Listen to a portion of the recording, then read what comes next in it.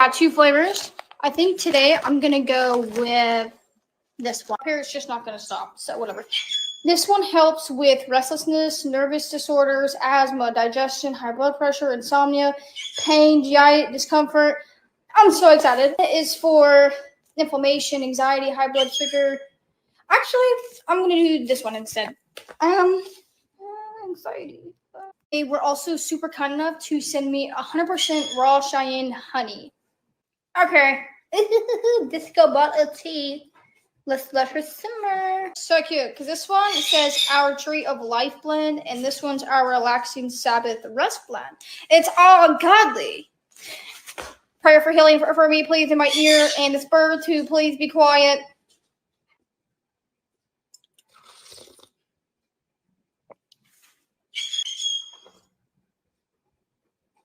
They were not playing. No joke, this is actually really good. I'm shocked, and I don't even like tea. This is literally blessed by Yeshua. Can I get an amen, sweet Pete? That's right.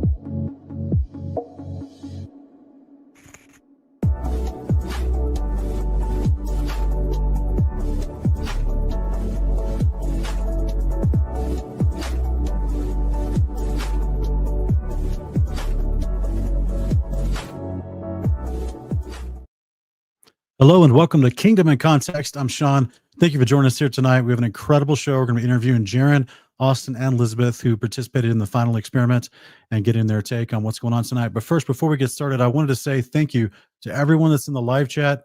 Also, for everyone in the live chat that's going to be throwing wild statements and accusations, you'll be immediately removed. It's going to be a lively chat, but it's going to be a peaceful one tonight. So be mindful of that. It's pinned at the top of the live chat for your warning. And moderators show no mercy. Okay. Thank you guys for everyone. Also, moderators, you guys are a blessing for being here as well. Thank you so much. But without further ado, let us bring on our guest tonight. So first off, we have Jeran from Jeranism. Welcome. Thank you for having me. Yeah. Good to be back. Awesome. Thank you for being here. Yeah. We also have Lisbeth Costa from Flat Earth Gang, right?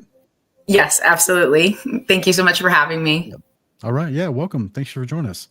And then as well, Austin, thanks for being back from Wits It Gets It. Yeah, what's going on, brother? Yeah, man. Good to see you again. All right. Always. So I'm glad that you guys came on tonight. I wanted this to be let me move these around a little bit. I wanted this to be a friendly interview. I wanted this to be something that people can actually get. You guys had an experience most people don't get to experience. And since you've gotten back, actually before you got back, people just started attacking you for all the wildest reasons. So without going into all the nonsense and the accusations, I just wanted to actually pick your brain on what the experience itself was like, because the average person is not going to get to take these types of trips.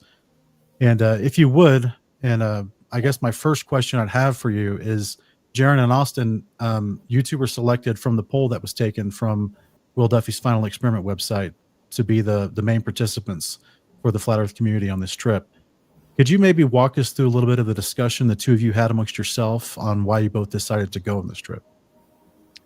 Sure. I guess it started with me. Dave Weiss turned down his opportunity, or they'd offered it to him, and then they basically it was either Austin and I were like a neck and neck tie, but for whatever reason they asked me first, and I kind of had said, well, I would think about it, because I did kind of understand what it would tell me, and then I just said, but let me think about it. And then I kind of came to the conclusion that I wouldn't go alone. If you remember, Duffy's first thing was he was going to pay for one globe earther and one flat earther.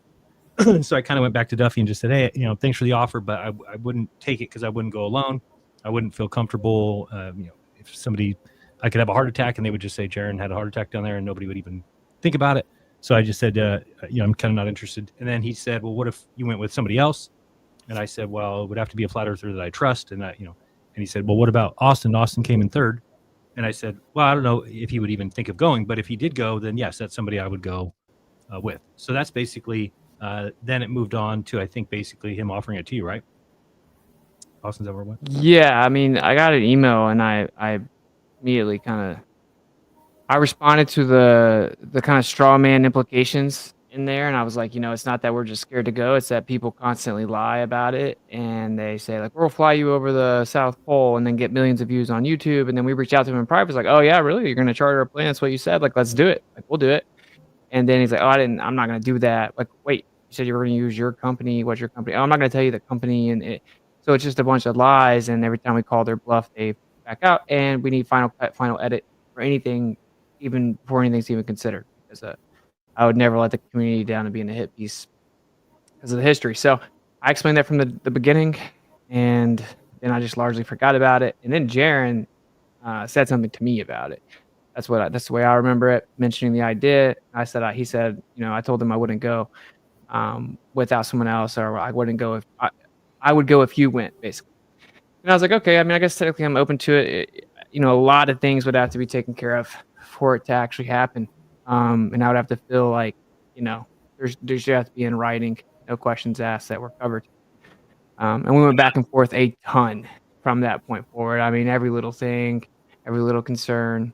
When at first Duffy was supposed to not go, then he said he would pay for the two of us, but then Austin said, wait a second, just we're going to go and not Duffy, the guy who's paying for it. I was like, I guess that's what he wants to do. And he's like, I'm not doing that. He's like, yeah, that's true. I forgot. Yeah, he's like, if Duffy's paying for it, Duffy's got to go. So he has to be on the same plane as us. Yeah, right. So I was like, you tell him that. So he told him that, and Duffy's like, okay, I guess I could, And I think the whole time he probably wanted to go anyway. I don't think he ever really thought of not going. But that was kind of his, like, oh, if I'm giving this extra ticket to him, I can't go. But then Austin put right back in his face by saying we didn't go unless he went. So then he went. Take us out. Nah, Duffy's got to be on there. Right. And then we had a lot of conversations. Once we had decided that we would go if the contract met our needs, we just kept writing contracts. Austin talked to his lawyer. We went through it a couple times and just kept making sure that we put the important things to us, which is, like Austin said, what I learned from Behind the Curve was basically that I should never sign any kind of NDA or any kind of permission that says you can use me however you want, which is basically the exact wording of the Behind the Curve documentary. And they just kind of sell it like, well, everybody signs it, and this is a normal document for documentaries. So I signed it. And then the other thing was that they were the only ones who had footage of my experiment because they came and filmed it. Nobody else was filming it. So they were able to misrepresent it because there's nobody else that could do it. So we wanted to make sure that those things were covered. I did. So I made sure that there would be no NDAs. There would be no signing of our rights away. And then on top of that, also that, we would have our own footage. They would have their own footage. And then from there, we just kept putting things in there. We didn't want to be financially responsible, especially if we're both parents. So if one of our children got sick a week before, we didn't want to be footed with a $30,000 bill because our kid gets sick, right? That doesn't make much sense. So we kind of put some of the provisions in there. And we also we're both stand-up guys. So we're not the kind of people that are going to say we're going and then back out last minute. So we also wanted to make sure that they knew that if we back out for no reason and we don't put a good faith effort to fix whatever deficiency there is, then we could be held responsible. So that was basically it. And then the media rights, making sure that anybody on the trip couldn't use our likeness without our approval, which we didn't even think we would get really. We would hope for, but we kind of thought that would be the killer part. But eventually they accepted it. Contract's insane, bro. Like, I wrote the contract and it's insane. It's like no lies, no deceptions, all verbal contracts included. It's like unheard of. I mean, honestly, final edit rights is unheard of if you talk to anyone that makes films, because they have to produce a whole film and then give it to you. And then you're like, nah, So it's pretty crazy. Honestly, when the contract was signed, I was like, wow, that was totally unexpected for me. And I was like, this changes everything, because that shows, at least to some ostensible degree, that like what we're being told is true, right? Because that contract wouldn't allow for anything else. There's some interesting things did happen. One of the things we put in there was we got to know everybody else that's coming. As soon as Duffy finds out about anybody else coming, we got to know. What do you know? Right before we signed it, we get a call. Jeran gets a call that McToon's literally going. 5 minutes before. Yeah. Almost So as if he had planned for other people to come all along.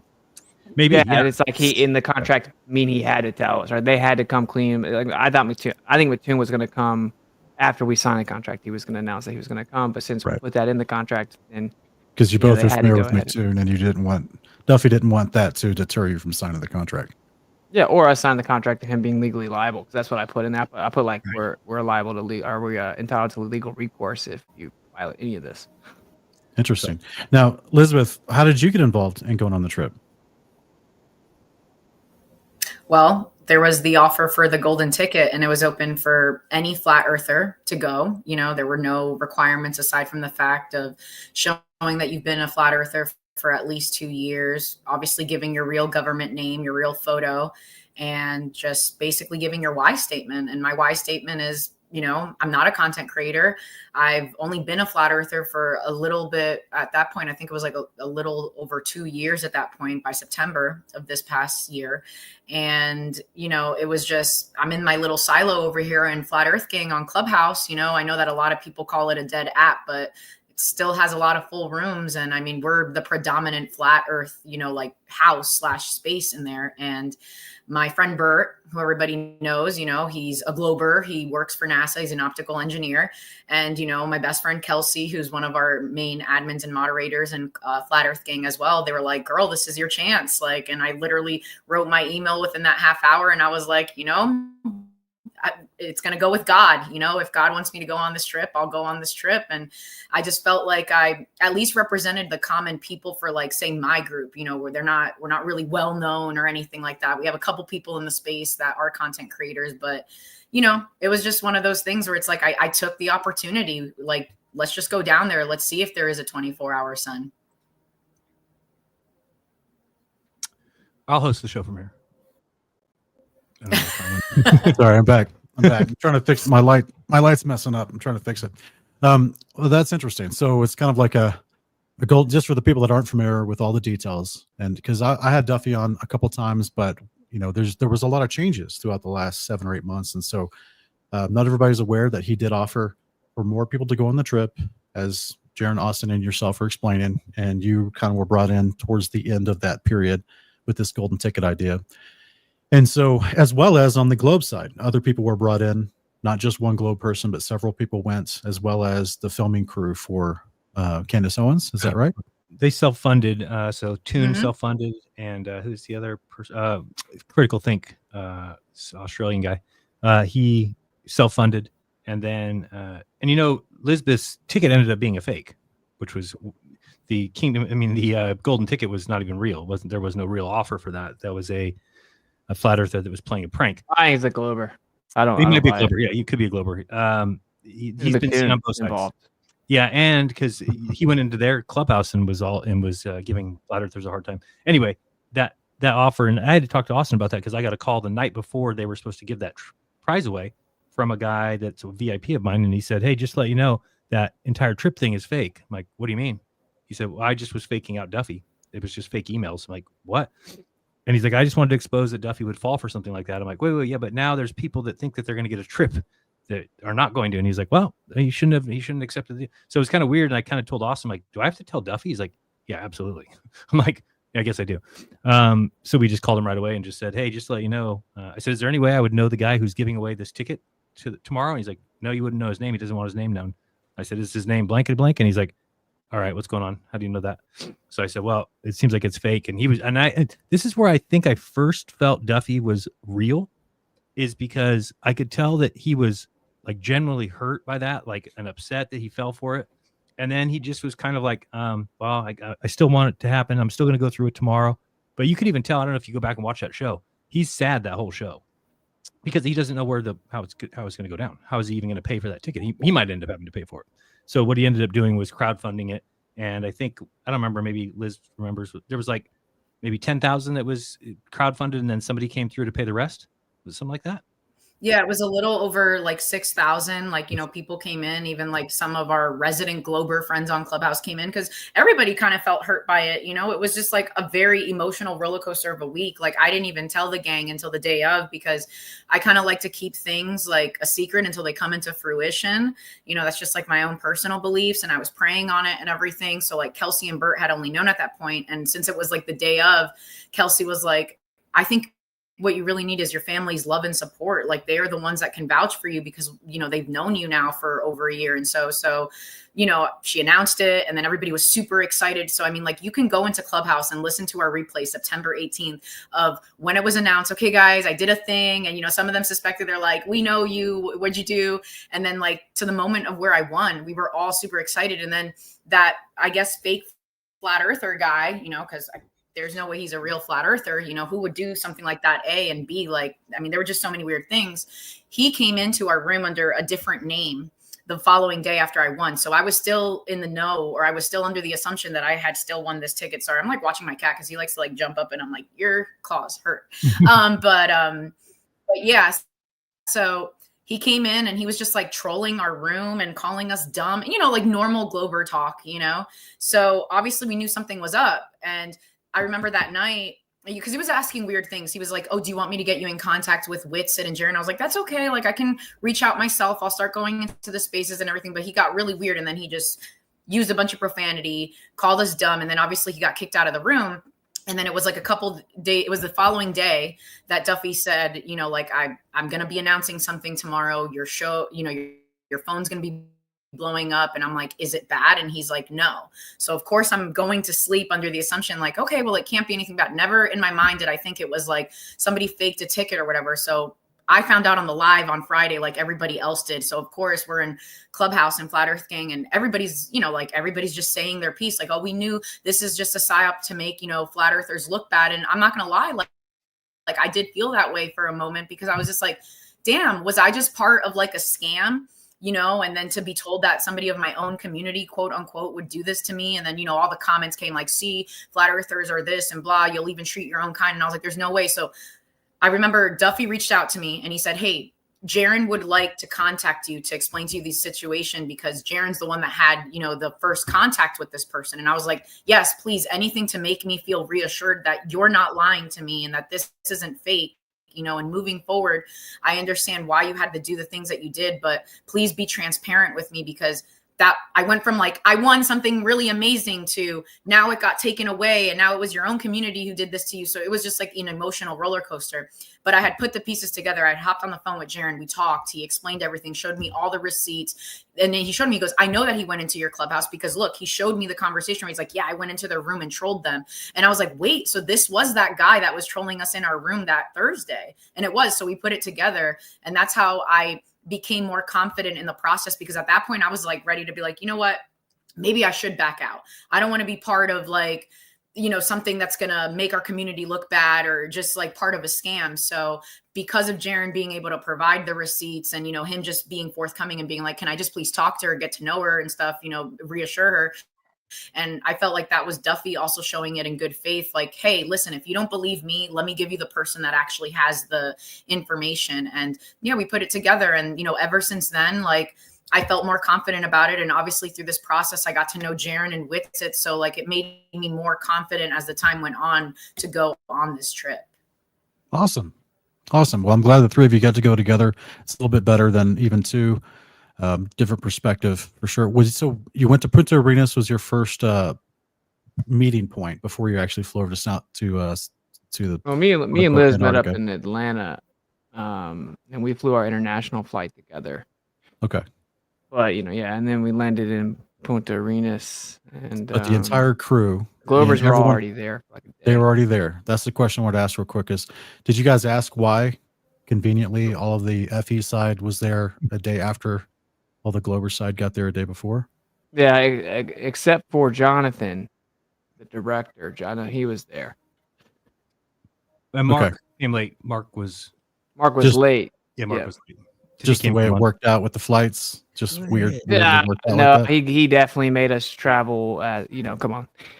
I think once he found out about the director, I mean, it could be debated. I mean, you know, let's just say the story is exactly as we were told. With the director, which it does appear it was. I don't know. They were like, oh, let's get him here. You know, I mean, because if you're going to try to make a documentary, you want to talk to the guy, especially if he's a flat earther. So there's like, he's there, the Glovers are there. I will say that if we had got there a day earlier, it would have been a big benefit in hindsight. Right? We would have got to kind of chill a whole day and rest. Where as we basically didn't sleep. Jeran and I basically didn't sleep at all. Yeah. So what I've heard you say in other, And you guys aren't even mentioning the part. go ahead, Elizabeth. I think there's a slight delay. Oh, sorry. Go I ahead, was just Elizabeth. saying, you weren't even mentioning the part where we had to land in Santiago, had a long layover, met up with Jeran there, and then fly to Punta Arenas, then be shuttled to our hotel, and then be told, oh, guys, go take a shower, be ready in 20 minutes for dinner. Like, we had just traveled for over 23 hours, and we literally got to our hotel and literally were told we needed to shower and get down for dinner, which is fine, a welcome dinner, but we literally had, from the moment we touched down in Punta Arenas, actually from the moment that we all left our respective homes, we did not get proper rest. You know, you can't sleep good on a plane, long flights, travel fatigue. And then we get there and then it's like, okay, well, they all had a day to relax and everything. So of course they're all ready for dinner. We're dead tired, but you know, we're going to be a good sport and be like, all right, let's get ready. Let's go to dinner. And you saw, we went live every night in Punta Arenas. So like I think at the most we got like 3 to 4 hours of sleep, like every night, like every day. It was just something. I was getting like 2, but so then we go to the dinner and they're already up there. And I tap Jeran on the shoulder. I'm like, bro, like, look at the end of the table. There's literally a GoPro set with up the and stick. everything. They're ready to record us with McToon's GoPro. So like we get there, immediately have to go eat and then GoPro. And that ends up being like this 3v1, 4v1 debate about flat Earth against me. Effectively. So, because basically that wasn't in the contract, because you didn't want each other filming each other. Yeah. Was that So explicitly in the stated in the contract with contract? Duffy, that's specified. But so Jeran and I knew the whole time that they had signed the ALE contract, which says that you can't film any of the guests. Like, we respect the privacy of our guests. You can't film any of them unless you have express written consent. So default, can't film them at all unless they give you permission in writing to film them. And then unless it's like a wide angle, they're in the background on accident, you can't really identify them unless they object to that. We knew that. We knew that the odds were maybe they didn't really fully read everything. And Jeran and I did look through everything, right? And we also knew that if they were going to be deceptive, say McToon was going to be deceptive, and he's like, oh, they think they're covered because they have a contract, but the contract's not with me, so I'll be able to record them. Or if you're going to be like deceptive and dirty like that, well, we know the truth. You overlook something. We'll just let you know when you're there. By the way, actually, you can't record us, right? And so that's what we were going to do. We actually were cool. We were like, let's not kill the vibes of the first dinner. So we didn't say anything, because our original plan was as soon as we get there, like, yo, can't record. So we actually sat there, let them record, eat the first dinner, just not to like bring this kind of tense thing up in the beginning. But Jeran and I knew the whole time we were covered. And that's why when people would ask me, wait, what about McToon? He's telling his people they're donating because they think he's going to be able to film you and document you the whole time. And I would just say, like, stay McTooned, you know?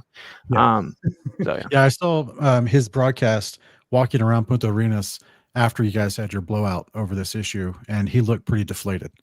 And I thought it was hilarious. His normal bravado was and like, look, gone. dude, that is the part of the story that no one knows yet. And I don't necessarily have to give all the details right now or anything. They will come out, and it was recorded, and it got pretty heated. It was even Austin said we're out of the trip. While we were there, we quit. So you guys threatened to not go down to Antarctica because it seemed like a violation of the contract. How did Duffy handle that? How did Will Duffy handle that? He's the guy that tried to bluff us and say, well, you guys can just not go. And I said, sounds good. We just won't go. Like, I don't know. Fine, we'll stay here. Fine. Just take one of those. Sounds good. And then, of course, they walked it back, and he walked it back. And it's, I'll give a little bit of the details. It's recorded, and McToon recorded. I guarantee you he won't release it. But, it just is what it is. I was like, here's the deal. Like, McToon thought he was coming here, getting one over on us, and that we overlooked something. He was going to get to record us when he knew that was the number one thing that we wanted to avoid the whole time. Just on his face. That's like deceptive, dishonest, manipulative, whatever. But we were a few steps ahead of him, and we knew that he would probably do that, but that he couldn't. And so now we're revealing it to you, and that it just is what it is. You've already signed the contract. And I'm like, Duffy's kind of like acting like this is out of nowhere. And I'm like, dude, this guy's a sociopath who has slandered me consecutively for years, talked about my wife, talked about my children, constantly lies about me, gets called out for it, doubled down on it, blah, blah, blah. I just said everything. I'm like, he said that people should have their children taken away for being a flat earther. And then Duffy's like, well, and all we were trying to do too. Show it. We were just show me that. I've never seen that. we were just trying to get them to sign the same document. It's the same thing that they had already signed. So we weren't even doing anything extra. There was a document with ALE that said you can't film people. We brought that as a secondary document and said when we were in Punta Arenas, okay, we want everybody to sign this. When they started reading it, they all kind of said, well, not all. Dave McKeegan was fine with it because he was part of the contract anyway. But I guess it was just McToon and MC Toon and Duffy that were kind of like, we're not comfortable with this. And we're like, what do you mean you're not comfortable with what you've already signed? You already agreed to this. Now you're going to not agree. And that's kind of what set it off. And then ultimately we kind of got even more than we wanted, I think, out of that. Yeah, but I guess really Jeran did kind of add like a line to it or whatever. Right. And so that was his contention. And I'm like, because they're like, well, we already signed. What's it matter? I'm like, well, this is an individual contract between us. It just simplifies everything, right? Like if I was going to say sue you or come after you because you do that, now I'm going to have to kind of go through the ALE contracts, whereas opposed to us reiterating the contract individually, like expedites everything and makes it way simpler if that were to occur. Either way, we could sue them, But yeah, and then McToon's told the story that I didn't understand that I could still sue based on that ALE contract. But no, it's just like it makes it easier. Yeah. So anyway, and that was like intense, and that's recorded, and Jonathan has it. I know that. But it got kind of intense, bro. And in the office, it's not good. ALE must not have been happy because it was in there. It's not good because Duffy basically calls my bluff on saying that about McToon. He's like, I've never heard of that. What are you talking about? He's never said anything like that. And I'm like, yes, he has. And then he turns to McToon and says, is that true? And then McToon says, no, like just plain lie. So, and I'm like, wow, you're just going to lie. And then Duffy says, show me, like all like, you tried to confident. bet him too. You tried to bet then I just immediately played the video because I had just sent it to him on Telegram on the plane. I had a robot polisher. I guess they think like, oh, you're going to find it in the live stream. Good luck. It's like, no, I got robot polisher clip right here. Played it, turned it up. ALE guests are going to hear, whatever. You did that. And it's awful. He's like, yeah, this guy's in a divorce and his wife is using Flat Earth to keep his children from him. And he deserves it. He shouldn't get to see his children. Good on his wife. You keep using Flat Earth. Don't not let him see the kids. He doesn't deserve to see the kids because he's in a cult. And I'm like, that's just insane. And Duffy's like, oh, you don't know the context. You don't know about. I'm like, wait, I thought you didn't know about this. So just like you didn't know about this, you hadn't heard of it. Now you know exactly who it is. You know all about it. So then, I kind of had some words for Duffy at that point. And I'm like, you claim to be a preacher and da-da-da. And we'll pause it there. Obviously, there's more details, but it got real intense. And, it is what it is. That's what happened. And then Duffy did come and kind of talk to us about it later. But it just reminds me of the first time that I asked Will, I said, hey, who's this friend of yours that's coaching you on this topic and that you're working with? And he's like, oh, it's McToon. And I was just like, are you really? Like that's your reaction's so funny. Your reaction is classic for the history books, man. But yeah, man, I was like, had I known that, I wouldn't even had him on. But here I am already an hour and a half deep into the conversation. I'm like, oh man, I feel so foolish at this point. But it turned out that it was interesting that I kind of got engaged in the dialogue and had him back on for a full on TFE interview. To which he apologized to lying to me at the first time. I'm going to get into some of that stuff maybe at the end. So guys, stay to the end, anyone that's watching. And also, if you've been timed out from the live chat because you're acting like a fool, then you can stop making comments. I can see the people's comments that are getting timed out in my studio. They're still making all these crazy comments, but they've been timed out in the actual live YouTube chat. But there's just this is the most interesting reaction that we've seen people are having to this. And I think all these details are important because, look, I'm not happy. My experience with both gentlemen that seem to be orchestrated this particular experiment, which this observation, this trip, let's just call it a trip. My interactions with them have not been positive.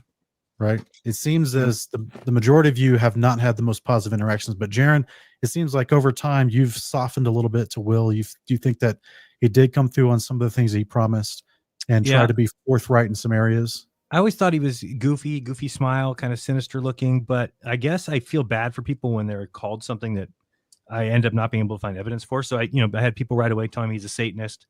I had people right away saying he's not a pastor. He's a liar. He doesn't even work at that church. It's closed for renovation.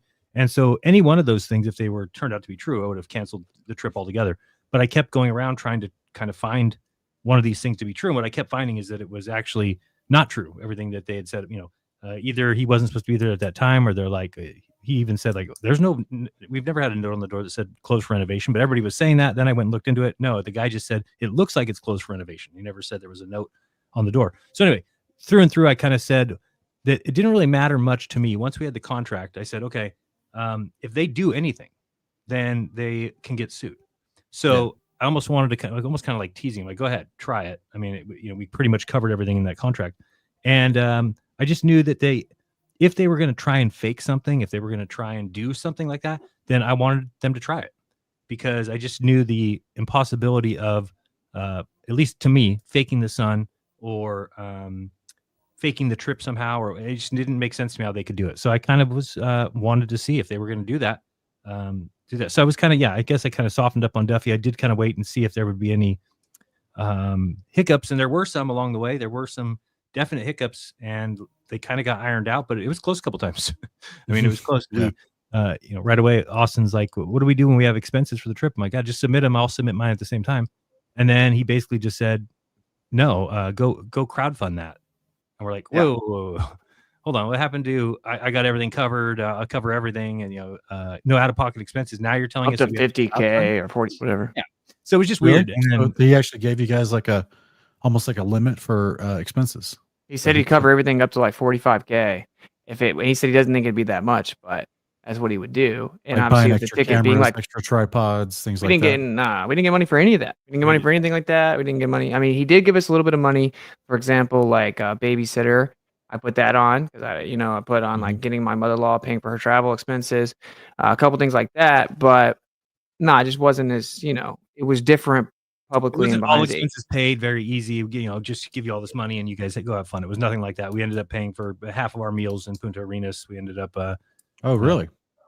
Yeah, like pretty much everything. That's actually my next question. What in this contract did you guys discuss any of the accommodations once you got to Antarctica?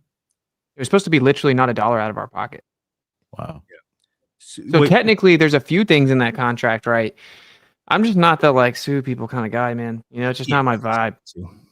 Yeah. And I get it. I mean, he paid a lot of money for that trip. I get it. We put in a lot of time too. I mean, Austin and I had to go back and forth between REI to pick up stuff, drop off stuff. I had to kind of mail some stuff. So, I mean, it was all in all, I do think we put in extra work, but I looked at it at the end and I just kind of said, okay, I just need to suck it up that whatever he said, it's a $40,000 trip, $35,000 trip. If I've got to spend $1,000 or something, I don't think that's the end of the world. And then I did a crowdfund because I had this idea where I wanted to wear some sort of chest cam. I didn't have a GoPro that would work for that. So I said, well, I'll do one, see how much money I get. And if people will pay for that camera, great. And then Duffy got wind of it and said, hey, I'm going to put that on my channel and make a video about it. And he's like, so you might get some more donations. So up your amount a little bit. So I upped the donation amount to $3,000, which it ended up being covered, which allowed me to buy all the time-lapse stuff and the tripod and everything. But it also kind of gave me a little bit of a buffer, right? About $1,000. So I also understood that I had that. That's not money that, Duffy shouldn't have to spend, but it's stuff that I spent on things that I needed for the trip, things down there. So all in all, I mean, it turned out to be okay. I don't think any of us really went broke over it, but it wasn't what it was billed. Let's put it that way. I mean, it wasn't good for me financially, but my camera's cut out. You can still hear me though? There's no signal here. Yeah, let we me can still fix hear it. you. Oh yeah, basically all I was saying is that, I mean, I prayed a lot about it. Let me fix my camera and I'll kind of. Yeah, it's funny because Austin and I both had similar stories. I kept having this this feeling of like I would kind of try and talk to the creator, pray just to see, tell me if there's anything dangerous. I don't need to be going. Just give me some warning. And it just kept saying, find out, go find out, go look, go see, kind of that feeling. And Austin kind of got the same thing. And we both believe that if something is true, and then it needs to be brought to the surface, right? I mean, if we didn't believe there was at that time going to be a 24-hour sun, but we said, if there is one, then we need to know it. We can't keep going on without people actually knowing it and being able to pivot from there or figure out what's going on from there. So we both just kind of decided, okay, yeah, that we think that regardless of what we see down there, the truth is what's important. Let's bring the truth back, and we can't go wrong. And so that's kind of what's our. We didn't think about all this stuff and what would happen if people didn't believe us, and what then they would believe that the sun does set, and we didn't even talk about any of that. It wasn't even. So I prayed a lot about it, bro, and I said, give me a sign if I'm not supposed to go, and I'm like 100% confident that I knew he would give me a sign if I was supposed to go. So, and that's just like how my life has been. And once I went on the tour, it really changed my life in that respect. And I realized 100%, the Father's real, got your back. And if you step out in faith, like he will amaze you almost proportionate to how much faith you step out in. It's like we kind of handicap the Creator because we're trying to control too much. And so I just knew for a fact, like something would come up. I would get a sign I wasn't supposed to go, whatever, if I wasn't supposed to go. And I still feel that way 100% would go again. I knew I was supposed to go. And I got a few confirmations and synchronicities and stuff. And so when it comes to like the money aspect, like, well, that's easy. I'm very veteran at that point with with having to be like kind of trusting in the Creator and having faith. And then we got some, Candace Owens show I was supposed to have before the trip. And then she got sick and lost her voice, and it got bumped to after the show. And they were trying to get it in, but she was like losing her voice. And I'm like, oh, the Creator, God's doing that because it's better for us that it's after, right? Say we see it, we need to be able to represent our position after, blah, blah, blah. I got a few other synchronicities and stuff. And then we were on the way. It's like, hey, yo, Austin, look at that. And we see the shadow of the plane down in the clouds, and there's a perfect little rainbow around it, just following like a perfect circle rainbow, following our clock. It's protecting our plane. Like, it's like, what I'm saying? So it's like this sign, and then we get there and it's beautiful weather, and et cetera, et cetera. So a lot of confirmations we were supposed to go.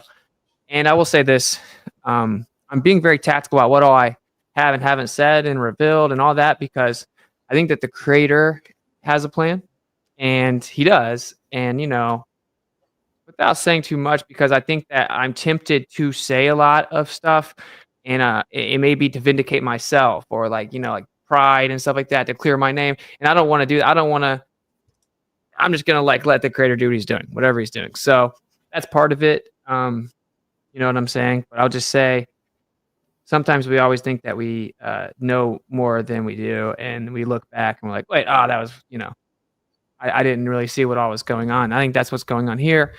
And I'll just excuse a story, obviously, that we all know about, like Greg Locke. He got real famous for not shutting his church down during the pandemic, was saying kind of crazy things, claiming to cast out demons, and it was very financially beneficial to him to do that. And he was caught lying about a lot of stuff and cheating on his wife with the secretary and lying about it and all this crazy stuff. And then what happens, his son tells him that the earth is flat. He gets super triggered. And then because of pride, he has this debate, and then he loses half his congregation, and then his tent collapses in like a week later. The Creator's in control of that. I think I don't know what all the Creator's doing right now, and I'm just going to kind of sit back and see what happens. I don't think Jeran and I completely agree on Duffy. I'll say it that way. Yeah, well, I think that's why I put on the thumbnail, you guys are looking for truth in Antarctica, right? Because that is generally what you went down there to find. One way or another, you want some sort of answer. I do the same type of prayers, by the way, guys. I often, if I don't know an answer on something, I just say, God, treat me like I'm stupid, because I am. You need to make this abundantly obvious to me so I can walk forward in this decision. And so, because I'm not thinking that I can just know all things about circumstances, and I would like to circle back later at the end towards some of the things that were conveniently skipped leading up to this particular trip that came to my mind once you guys came to my attention, once you guys actually went on the trip. And I tried to contact Will Duffy about it the moment he got back, actually while he was still in Punta Arenas on the return trip.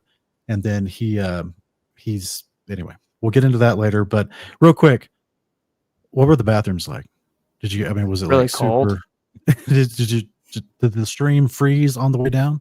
No, that it was wasn't steam. that cold, but Very cold. I bet it was way worse for Liz. There was no running water. Yeah, there's no running water. It's pretty rough. If you have to sit down, it sucks. Like porta potty style, like Yeah. And cold. all right. Yeah. What about their like ALE's common use areas? Did they have like a lounge of any kind, or was it just strictly to your tent and then to the cold and back? Yeah, like a little eatery, They like had a little dining hall. dining hall. Dining hall, and there was a place we had our celebration. So I guess like different groups going down there, they want to run a marathon, they want to ski, they want to skydive, whatever. And then once you are wrapping up your trip, they give you a little celebration. You go in there, and that was like the cool place. I don't know why we weren't shown that place before that, but it is a little bit of a cooler tent, chiller vibe. They had like some champagne and lit some candles, but generally it's just the dining hall. Everyone goes in there and they use the Wi-Fi and they eat, they warm up, they get tea, they get coffee, stuff like that. And then gift shop opened up 1 hour a day. Then there were showers, and there were bathrooms, and there were tents. Interesting. So that brings up another question, which goes into the contract, which I was asking earlier about accommodations once you get to Antarctica. Apparently, once you got there, there was a situation with the Wi-Fi. Would you guys like to talk about that? Yeah. Because once Jeran uploaded his video, a bunch of people started saying I had been lying about this because there's a bit of confusion, right? So in Jeran's video, obviously you see us go there. We walk into the dining hall, and then the guy gives us the Wi-Fi code. So they have Wi-Fi at the main base camp, right? So we eat dinner, we unpack our bags. They kind of after they show us around, then we go to the site we actually filmed the 24-hour sun, and that was 5 kilometers, like 3.5 miles away. And that was because there was a mountain that was 13.5 degree elevation angle, meaning that the sun would dip behind it slightly. And it actually gets cooler there, and it's in the shadow. It's like a well-known thing that the sun goes behind it. So we went out there. We're obviously not going to come back, and people be like, I knew it was fake because the sun went behind the mountain for a second, or whatever. So we go straight out there because it's perfect weather. We're not wasting any time. And I think we all agree. I'm sorry to interrupt you. Can I stop you real quick? So when you got there, you surveyed the layout. They told you about the main base camp being shadowed by the sun going behind this particular mountain. Did you guys request to go out to this additional tent? I actually argued against it, but I understood why they wanted to go, is because I had kind of this dream of having a 5-day time lapse. I had the equipment to do it, and I kind of thought about doing that. But then even I was talking to some of the people there, and they're like, that'd be tough. You're not going to get 5 days of no clouds if that's what you're looking for. So then they were saying, if we get a day with no clouds, we should get it done then. As fast as we can. So it just so happened that when we arrived, the sky was clear. So we got our little orientation. Bro. Yeah. We got our little orientation. Here's the bathrooms. Here's the showers. Here's how this works. And then Duffy basically came up to us and said, let's do it now. Rather than go put our stuff in our tents, let's get all of our stuff now, go to the other camp, and let's set up and do the 24-hour time lapse now. So we all. So I mean, I think I understood the logic behind it. Yeah. And I knew it wouldn't be as convenient, but I did want to just avoid anything. So I'm not going to come all the way out to Antarctica and then like the sun goes behind the mountain for a few minutes and therefore somehow. So I was all for it. I think it's like 15, 20 minute drive. It sucked. It definitely was inconvenient and sucked. But yeah, so we go out there and there's no internet there, obviously, right? Because it's like, 5 kilometers away. And you said was it the entire group, both Globers and Flat Earthers and Will Duffy? Yeah. Everybody went out there? Everyone. Okay. Because I was under the impression that it was just the 3 of you that were sent out there. No. Everyone went out there. Everyone put their cameras up there. Everyone filmed the sun there. Okay. So, but then we get there, and Duffy had brought a Starlink, and so like a marine style Starlink or whatever, and so that gets set up. And now we have Wi-Fi, and then that's when we don't get the Wi-Fi password, but the Globers do. And I was very attentive. I was watching the whole thing. So Mark got it. They started doing the live stream. They were going to try to do a 24-hour live stream with the sun. And Duffy has it. He's like, I'm going to do the TFE channel live stream. McToon has it. He's doing a 2 a.m. live stream. And I start paying attention. All the Globers have it. McToon has the Wi-Fi. McKeegan has the Wi-Fi. Critical Think has the Wi-Fi. I mean, they're like on computers. So and he's specifically telling us we can't have the Wi-Fi. He specifically told you can't have it? Why? He said that he wanted to limit the bandwidth so that we didn't jeopardize the live streams because he didn't know how many different things he could have on it because he had just set it up where everybody wanted to jeopardize it. But, so conveniently, of course, we were the ones that were chopped off, I guess. All the Globers had Wi-Fi access simultaneously, but then you guys would have been too much. Yeah, I mean, I paid attention. Every single one of them had it, yeah. And that was like for some hours. Let's just say I may have done some snooping around, and Mark is actually pretty cool. You know what I'm saying? And then ended up getting it a little bit sooner. But the first time I was approached about being given the Wi-Fi password, next morning, we're talking 8-10 hours later, I mentioned wanting to do a live stream, and he's like, "Oh, do you need the Wi-Fi password?" So in his mind, we would just be out there stranded, no Wi-Fi for 10, 12 hours or whatever. So, and of course, there's no cellular, so it's not like you're basically with nothing. Right. So we were able to set up our stuff there though. But I mean, I kind of understood why we went shady.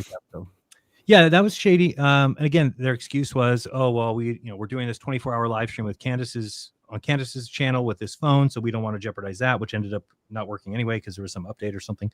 So anyway, it was just kind of a pain in the butt to not have that Wi-Fi and be able to go live if we wanted to, or people. Yeah, but how is McToon getting prioritized to be like their second live stream, given the password immediately? Like there was a poll and we were voted. McToon said he's not going to go. Claims he couldn't go because of a passport issue. Says from the beginning he's not going to go. Says claims he's not going to go because he doesn't want to jeopardize us not going. Also, blah blah blah. And then finds out we are going to go. Chooses to go anyway. And then I'm talking to Jeran. I'm like, that makes no sense. If he Right. said he wasn't going to go because he knew we wouldn't want him to go, he didn't want to jeopardize us being able to go. And now he knows we're going. Now he knows we're about to sign a contract. And shouldn't that mean he's not going to go again? But no, he went. And like he's integral. I think he was going the whole time, right? Whatever. But Guys, I think he orchestrated this and encouraged Duffy to get funding for it. Maybe the timeline too is screwed up because people are already asking, which is funny because not one of us ever promised anything live. In fact, if you look at my chest cam footage, when we land the plane, I said, there's no way we can go live from here. There's just no way. I didn't even believe it was possible. And then I immediately checked it when we got there. Yeah, so we get out there and all of a sudden we got a good enough signal. I think we could go live, right? So that was kind of a surprise. But the weird thing is that we wanted to do a 24-hour live stream on. We knew we couldn't do it on YouTube, but we thought we could do it my channel, Austin's channel, my channel. But remember, we didn't have the Wi-Fi that whole first night. So by the time we had the Wi-Fi, well, we weren't going to be at that spot for 24 hours anymore. Now we only had 10 hours left there. So if we would have set it up there, then we would have had to leave our phones there and take off or whatever. We have to wait for those 10 hours, and then we'd have to try to do a 24-hour stream after that. And then after that, now there's clouds everywhere. Right. And then we end up finding out we have to leave early. And so we couldn't have done the 24-hour stream. We literally couldn't have done it. We were talking about how to do it. But now I've got people saying, like, where's the 24-hour stream that you promised? And where's and it's like, dude, it's like, go look on YouTube for anybody who's got any live streams from Antarctica. There isn't. Right. And I did 4 of them in the first 4 days we're there. And nobody's like, oh, that's cool. Everyone's saying like, well, where's the move the goalpost every time? Yeah. If we would have like in 3 days, what happened apparently was Starlink was scheduled to do an update, and that cut it off. And then also his phone did an update or something as well. So that's what cut it off. I didn't even know that really. Mark told me recently. I just heard that the phone crashed. I guess that meant it tried to update and it crashed the stream out or whatever. And so did the Starlink. But yeah, I mean, we had no say in doing that. And plus the equipment thing, right? I don't know if you know that we were told 1 bag 50 pounds and 1 carry-on 20 pounds. And so I'm stressing out the nights before trying to pack my solar tracker plus my camera was like 13 pounds in and of itself. So that's already minus from the 50. Then you got heavy shoes. I mean, obviously I'm not small, so yeah, my hoodies, everything is really heavy. So I struggled. I wanted to bring a drone. There was other things I wanted to bring, other cameras that just I couldn't fit. So I ended up having a reduced thing. I got what I wanted. But then we find out when we get there, they're like, oh, there's only 10 of you going on the flight. So you can actually bring as many bags of 50 pounds as you want. But now we're in Punta Arenas. That doesn't do any good. But wait, this is what doesn't make sense either. Okay, so Duffy's telling us like, and I'm taking one for the team, and I'm sacrificing half my total weight of my checked bag. My total weight I can bring. I'm sacrificing half of it to bring this Starlink. Well, that wasn't the case at all. Because I packed the bag just like Jeran did, and you pack all your clothes in there. You're already right at 50 pounds. I'll do a tripod in there, my boots in there, a couple other things. I'm just under 50 pounds. So, this idea doesn't even make sense. He had all the clothes that we had, and then we get there and they have a bunch of bags, bunch of equipment, whatever. And so, like, you do the math, right? I asked him about that, and he said, "Oh yeah, those guys said they told me ahead of time that they would need extra bags, and they were going to pay for them." Because I asked them, they were going to pay for them all the way up to like $3,000 for a 50 pound bag. Yeah, no, there's no way. There's no way. They knew. They must have known that they could bring extra bags, and Jonathan brought extra bags. Well, if they were willing to pay for it, then they definitely knew they could bring extra bags. We were told that there's a $35 a pound for each extra pound after your initial 55 pound bag, which is insanely expensive. We're talking $1,700 for another checked bag. They were not planning to go down there and spend $2,000 per bag. Like they knew they could bring extra. That's my opinion. Who knows? I mean, that's just very convenient if not, right? So long story short, we get there, like, dude, my checked bag, I got my P900, I got charger blocks, I got a GoPro with the case for the GoPro, and a couple other things like my thermal imager, and my bag, my checked bag, or my carry-on bag is barely zipping, right? Mm-hmm. And then with the checked bag, you just got clothes and a tripod, and it's barely zipping with your boots in there. And so we couldn't really bring anything, bro. And that's just what happened. So those are the three main sketchy things. Lisbeth, what about you? Did you plan to do any observations, or did you bring equipment with you on the way down? Or so there was equipment that I wanted to bring, and I mean, Austin, Jeran, and I had a couple meetings like a couple weeks before the trip. One like a week before, and one like a day or two before. And that was one of our grievances. Was like, man, how are we going to fit everything that we want? But Jeran had a rotating mount. So I was like, well, then I don't need to bring mine as well. It would be nice, right? It would have been nice in hindsight now knowing what we know now, right? But I was like, all right, I guess we can kind of just like pick and choose. Oh, can you fit a tripod for me? Because I remember Austin was having issues with like trying to fit another tripod, and just overall. So like literally the night before where I'm trying to pack everything in, like there was stuff that I had to leave.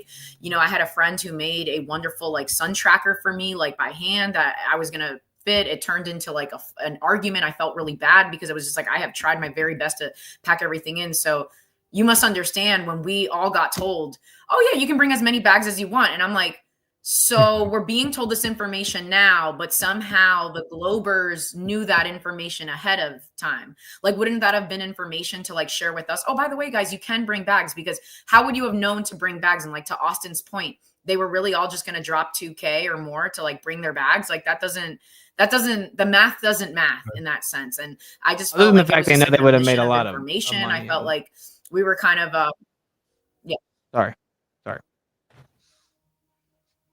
But yeah, there was definitely extra stuff that I wanted to, no worries. There was just extra stuff that I did want to bring that I left. And of course I was upset when I get there, and it's just like, okay. And then just to kind of throw this in here, you know, a little bit of drama. But so the morning that we went back for breakfast, right, while we were still left our equipment to film the 24-hour sun, I was having issues with my GoPro, which made me super sad. I mean, Jeran tried, Jonathan, the filmmaker, tried, you know, I even had Dave McKeegan look at it. I think it was just too cold, and I didn't have like a well enough cover for my GoPro. Like you can see it at the beginning of Jeran's footage, it's on top, but mine is more exposed, where his is in a more like, I don't know, like closed box or whatever. So I don't know what was going on. I was having Bluetooth issues. It kept stomping out. So all of my timestamps were stomping out. So I was just upset. I was awake for over, you got to remember, we went there at 9 p.m. to the second location, right? We went to dinner right away. We had been up since 5 a.m. that morning from Punta Arenas, traveling to the airport, getting verified, all this other stuff, getting on a plane, getting there, landing there at 2:30 p.m. local time in Union Glacier, getting the tour, then being told, oh, dinner's at 5. And by the way, grab all the stuff that you need because we're going to our secondary camp. So by that time, I was already cranky. We all are, right? So I was so upset, and Jeran and Austin know this, right, and like they had my back there. I was so upset about the Wi-Fi thing, because I specifically had asked Duffy in the beginning, like, oh, what's the Wi-Fi password? Oh, we just want to wait. We don't know if, you know, more than one device can handle it. We want to do the live stream for Candace. And I'm like, okay. But I just think it's really weird. And I'm like over here, like, my loved ones are tracking my location. Flat Earth Gang is tracking me. They want to hear from me. If they don't hear from me within like 8 hours or 12 hours, it's going to look weird. And then of course, the first time that they hear from me in hours, or the first time they hear from any of us, is on Duffy's live stream. So to them, it looked weird. Like, why have we not heard from you in hours, but now you're suddenly on Duffy's live stream? Clearly you guys can live stream. So it was just something that I had to explain to them. So when we came back that morning and everybody was going for breakfast, I went on Clubhouse, you know, and I was upset. I was expressing to the gang, like, yo, I really feel like this was a little bit on purpose. Well, somebody was listening in the audience, and they wrote Duffy like a long, articulate email saying that I was going to sabotage the camp and everything. I was like, sabotage the camp so y'all can record me sabotaging the equipment? Like, how dumb would I look? You know, and just like warning Duffy and all this stuff. And all I was saying is that I think it's really messed up and sketchy that not only do the Globers have more equipment with them, we were told that we were limited. And now this whole Wi-Fi thing, we had so many Zoom conversations prior to the trip. We're going to have Wi-Fi at the secondary location because, you know, Jeran wanted to daisy chain, you know, doing his body cam. And he's like, it's not going to work with the secondary location if I don't have, you're going to have Wi-Fi, you're going to have Wi-Fi. So we went under the assumption that everyone was going to have Wi-Fi. Then we get there and not all of us get the Wi-Fi, and it just happens to be the flat earthers. So I was just like taken back, and, you know, I said what I said. I just felt like it was very dishonest, you know, and then that person who wrote that email to Duffy, and then Duffy, I felt some type of way, and McKeegan talked to me. He's like, listen, Duffy thought that you were going to like try to sabotage the trip or try to go and destroy the cameras, and I'm like, that's all so silly. And listen, I'm not even throwing shade to him because we were all tired. We all have not slept. We're all hungry. We're cold. But what you're describing, so like, Lisbeth, I can understand where he thought, where he thought that maybe I would do something. I'm sorry. There's a little bit of delay. Oh, I'm sorry. It might be my Wi-Fi. It's okay. Yeah, you're just describing high school drama. Like this whole thing you're describing is nothing but just unnecessary drama. I feel like, why couldn't all of the three of you just be treated like adults to say, hey, here's the Wi-Fi password, but we're going to try this out one at a time. We're going to prioritize who can get on and whatnot. Instead why of don't you just guys pick withholding between it. these three, one of you, or don't try and go all live at the same time in case we crash it. That would have been good. But I think what's good to remember too is, because I think it did hinder the whole trip, is that the sleep thing, right? So we did, 2 hours of sleep on the night of the 12th, and then the 13th, 2 hours of sleep. Then, like she said, we got there 2:30. We eat. We're told to go out to this other camp, but when we go out to the other camp, that's the beginning of 24 hours without sleep, because we're all going out there to do the 24-hour time lapse. So you're already talking about going through 24 hours of not sleep. Now here you go. Now you're at 24 hours. So we were all pretty delirious by that next morning. So then we go out and we're on Duffy's live stream. People are kind of like Liz said, we didn't go live that night because we didn't have the Wi-Fi password. So it was just kind of all weird timing. We're tired. A couple of us tried to sleep. I got like an hour of sleep under the table, and then you know how that works when it's almost worse for you, because now I'm like waking up. Now I'm like feeling groggy and feeling gross and hungry, and there's just nothing out there. There's not any food, or there's like a little bucket of cup of noodles and crackers, and that's about it. So it was just that's when I kind of started hating the trip, because then you're like, okay, we need to sleep. Like I need to sleep. Yeah. So it kind of got hazy right around then, and then we had to wait till that whole 24 hours is done, and then we finally got to go back. And then, like we said, so then they we didn't bring you any food from the main camp, from the mess hall. No, that They was have like snacks. snacks, and then we had to go all the way out for dinner. Back. For dinner. Okay. Right. Okay. And then we come right back. So we have to leave all of our stuff running and kind of check it and make sure. So, and then when we get back, so that would be if we got in on the 14th, then we stay overnight to the 15th. So then we get back the night of the 15th, and we're going to actually get to sleep that night. So we sleep that night, we wake up the 16th, and now they're already talking about you're going home tomorrow. So that's how quickly things went, where we're just done. I mean, it's already, now they're saying there's a weather coming in on the 18th. So they're moving that flight ahead to the 17th, which means we have to take the flight of the 17th out. And by the way, they let us sleep in. So it was probably, what time did we wake up? Like noon? Oh, because they'd already closed the showers, remember? So it was like, it was like, no. The day we left? No. I'm talking about the day that we slept. The first day we slept. I think we slept till like 10:30. Weren't the showers Yeah, because closed? I think Yeah, but- breakfast was done. The showers are only open early. Oh, that's what it is. Okay. So we went to the showers and they were already closed. And we're like, wait, we need a shower. What's going on here? And luckily they came and opened them for us and boiled some water.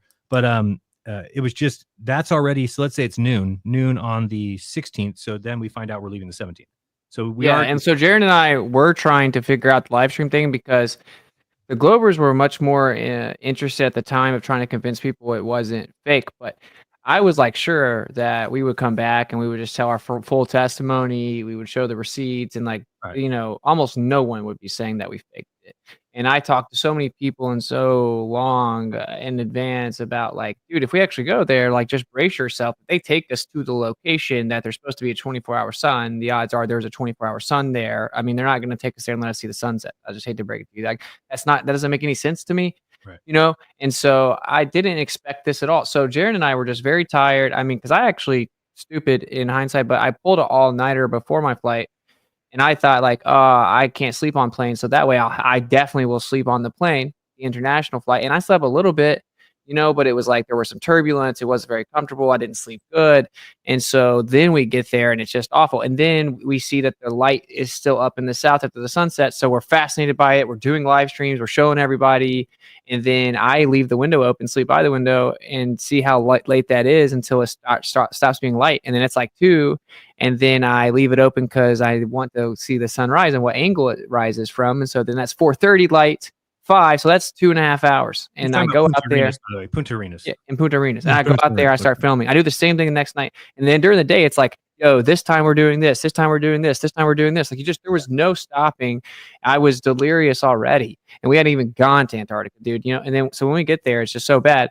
And what I'm trying to say is the Globers were like, oh, they think there's a green screen. And Jeran and I are like, oh, well, it's very obvious there wasn't a green screen faking it, because the green screen part shows like the TFE logo. And if it was Antarctica, it would have showed Antarctica on his shirt, So I'm like, people aren't going to fall for that. I used a green screen in the past. I recognized that immediately. I was like, oh, exactly. That's not a So green I thought screen. they You were just like, filter on, I looked at it like this, bro. They were amping that up because they really wanted to push this idea that this narrative they love to paint, that flat earthers just reject evidence and they say everything is fake and blah. And I'm like, no, they don't, because I know tons of OG flat earthers are not like that at all. And they're excited that we're going and figuring stuff out. So we were less concerned with convincing people it was real, but then they just kept talking about it and we kept seeing it and we're like, this is kind of crazy. Talking about the breath. And so we started investigating what's going on with the breath, because we never even really think about how much you see your breath until they start making up this conspiracy.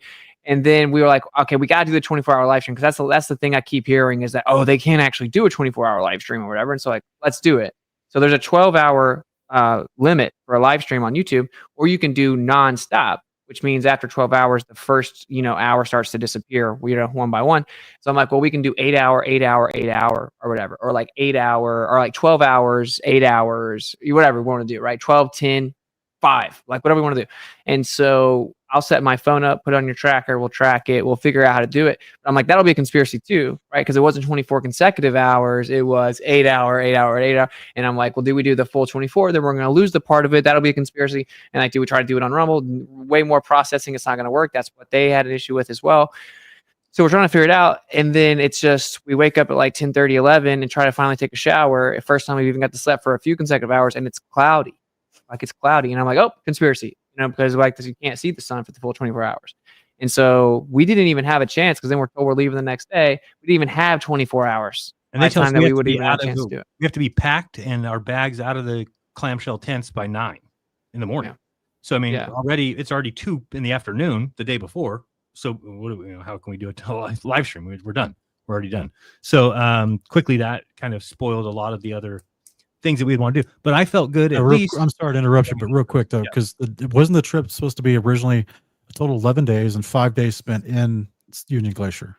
14th through the 18th was supposed to be at Union Glacier. So we did fly in on the 14th, and then we stayed overnight the 14th at the secondary location. So that would put us into the 15th. And then the 15th, we were there all day. And then we came back the night of the 15th, slept for the first time till the 16th, and then found out on the 16th we're coming back on the 17th. So it cut the trip short by a day. Why did they cut the trip short? What was the official? They say that there is that the only one who makes the decisions of whether to fly or not is the pilot, and so he looks at the weather report every day. So the next flight that was supposed to come out and pick us up and bring people out and pick us up was on the 18th. But he looked at the weather forecast and saw that there'll be. I guess they care most about low-lying clouds, because I don't think it's like a regular airport where airports can kind of beacon in, right? This is like a whatever they call it, visual flight landing. You have to be able to see the runway to land in Antarctica. So if there's any low-lying clouds and they fear that they won't be able to see the runway, then they don't even fly. So he didn't want to fly on the 18th. So they were going to bring all those people that are coming on the 17th. And then they kind of even gave us an option. Like, you can go back on the 17th with this flight, or you can wait for the next flight, which will be after Christmas. So we're like, we all said no. Let's get out Jonathan was the only one who was like, oh, I'll stay. We're like, no, dude, we're going. I'm like, you're insane, bro. Let's get out of here. I was not upset that we were leaving early. I'm just being honest. Like, I was happy. At that point, I was over it, bro. I had not slept. I was delirious. I felt sick. I still kind of feel sick. I still have a cough. My chest still hurts, like still. So I was fine with it. And you thought about going to the doctor. Yeah, I thought about going to the doctor, which is insane for me. Yeah, dude, have you heard of the Amish way of curing chest colds? Put onions in a bag and seal it over your chest for like 18 hours or whatever, and it'll just cure up any chest cold you may have. Wow, I'll have to try it. Yeah. I'll actually do it. They do the same thing with any kind of foot issue. They just wrap onions in a wrap around your foot, and it cleanses your foot. I heard you're supposed to do that with your children when there's a fever too. Like, you can also, I guess, put onions and/or garlic in honey, let it ferment. And yeah, we forgot to burp. It exploded all over the freaking pantry, and that was a disaster. Honey everywhere. But the point that I'm making is that there was, in fact, some type of storm coming, and people are like, "Oh, I thought it didn't rain." They're always trying to catch us in a lie. Yeah. It's like, if you would just listen, you would realize no one's lying about anything. Literally nothing is being lied about. But there was, in fact, like a storm coming. Like, if you looked out at the mountains, dude, tons of snow was flying off of it, and we're like, oh, that's why there's shovels. That's why snow does build up, even though it doesn't actually precipitate. All the snow that's sitting on the mountains, if the wind blows hard enough, and it was actually beautiful. It was like wild looking. There was just this huge cloud of like snow in the distance coming off the mountains. And that night you could hear the zippers going crazy, the wind blowing real loud, and both of him and I were like, dude, I hope that thing's not coming sooner than they thought. And the pilot says he can't come. They said if the pilot gets up off the ground to come here, he's never not landed. And so we're like, we heard that he's coming, and we're like, okay, we're good. But it did in fact start to get chillier, and the wind was blowing, and it was louder, and blah blah blah. And then obviously another thing they say is like there was no wind. There's no wind. Well, if you look at the video, like for example, when we get off the plane, look at Jeran's video. It just posted 5 hours. Look at it's super windy. Like you can see Liz's hair is going all over the place. It's super loud because there's really no mountain cover close enough to you to block the wind like that. So do you guys remember that when we got off of the plane, we're like, oh, we might have to wear that red jacket because the wind is crazy. Then we got to camp, and they had already told us that when you get to camp, it's not going to be windy like this. Right. And it wasn't. So where I live in this valley in Wyoming with these mountains around me is a very similar layout to where Union Glacier is, where the mountains are distant from you. There's a kind of flat area where the town is built. And even though it's not snowing, there's so much wind coming off the mountains where the snow has already dropped. It pushes in a cloud of snow over you that just kind of slowly lingers in the air and falls around you and all that kind of stuff. Yeah. So that's another thing is where there's all this talk about the mountains around you being the same snow coverage year after year from all these things. And I'm sitting there laughing because I see mountains around me that'll have snow on them 10 months out of the year. And it's all in the same crevices within the cracks of the mountain. And it's because they are in the distance, 20, 30 miles away. It looks like the same image every year. And you're saying like, but it's not that the snow is not moving. It's just that you're not looking at salt on a plate right in front of you, that you don't have that level of detail. You have something you're looking at several miles away, and the snow that you see that is consistent is inside the crevices of the mountain that is settled in and iced over. And so that's why it's easily, we have the same effect that we see in the mountains around us. So that's just a silly claim to try to act like this was a fake trip. But one of the other things I'm curious about as far as aircraft flying in and out, is it just civilian aircraft or aircraft related to ALE, or did they have is it also a landing spot for military on the way to the Edmondson Scott base or the McMurdo base?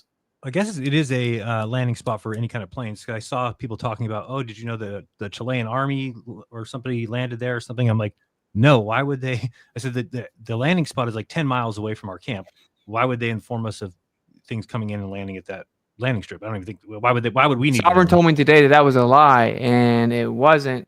I'm like, it wasn't miles away from the camping, and that they had a picture of the plane near the camp or something, and I'm like, no, you don't, bro. Like, I mean, people need to realize what was the thing though? They said it was the cargo plane.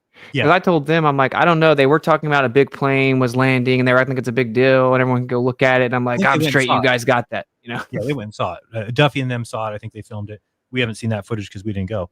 But yeah, I mean, the weird thing is about this whole thing is that people should realize you're not going to get us because the trip was real.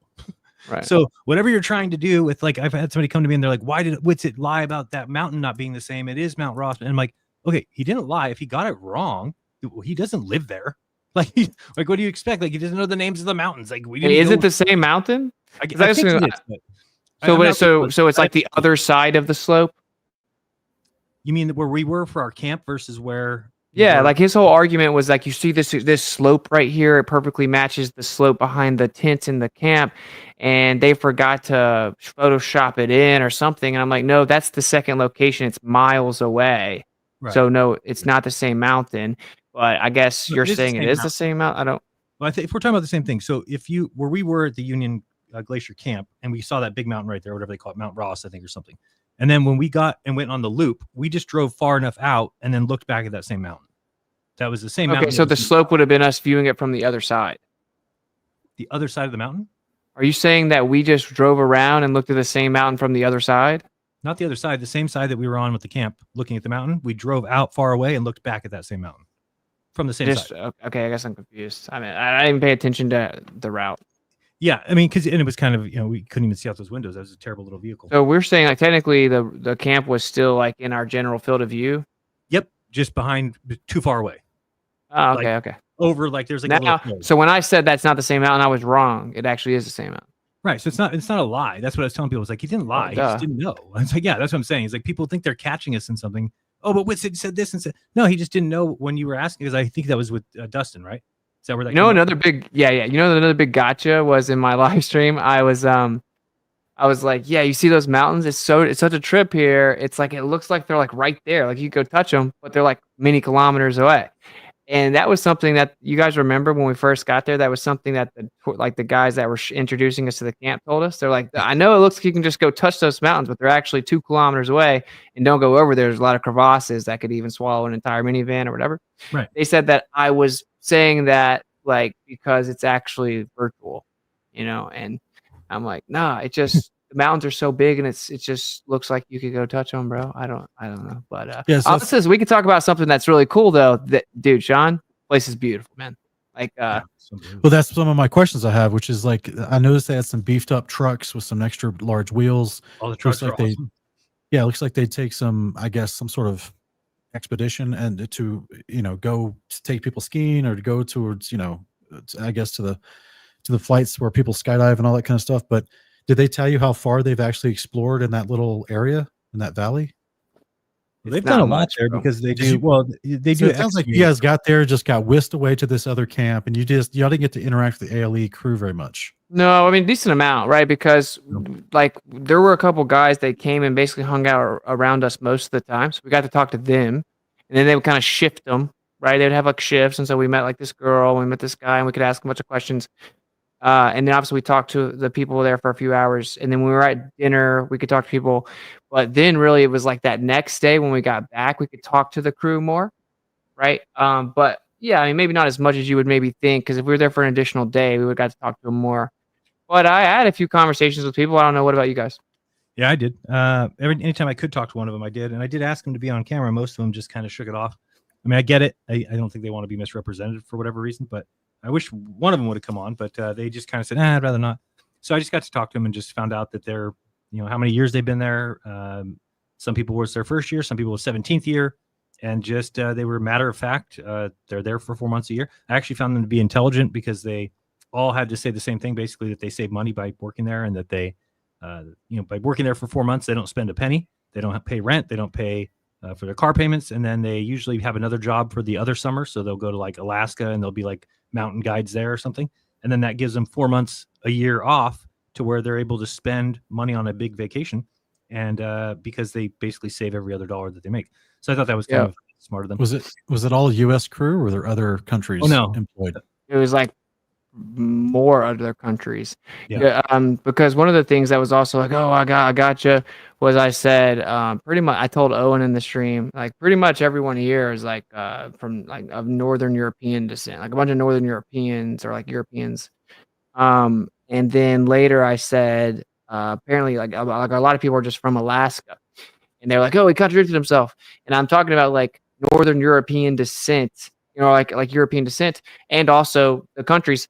You remember though, Jeran, we were you and I were going out there separately with the girl, so we missed the truck, right? And so the girl took us in a Tacoma, and we're in there talking to her, and she told us that most of the people, or she said a lot of people here are from Alaska, because it works out really well where it flips around basically off seasons or vice versa. And so that they'll like, do a mountain guide there, and they come and do it in Antarctica. And then, like you said, then they just have like 4 months off, take a vacation, and then they have free room and board the rest of the time there. But I did dig in. I'll say this, okay? And I want to hear Elizabeth's version of this experience too. When we were eating dinner the day before we took off, there's this girl, ALE, and I started getting real conspiratorial before we went, actually, because the girl that's been in charge of a lot of like setting up the experiences and stuff for ALE, she apparently had never been to Antarctica.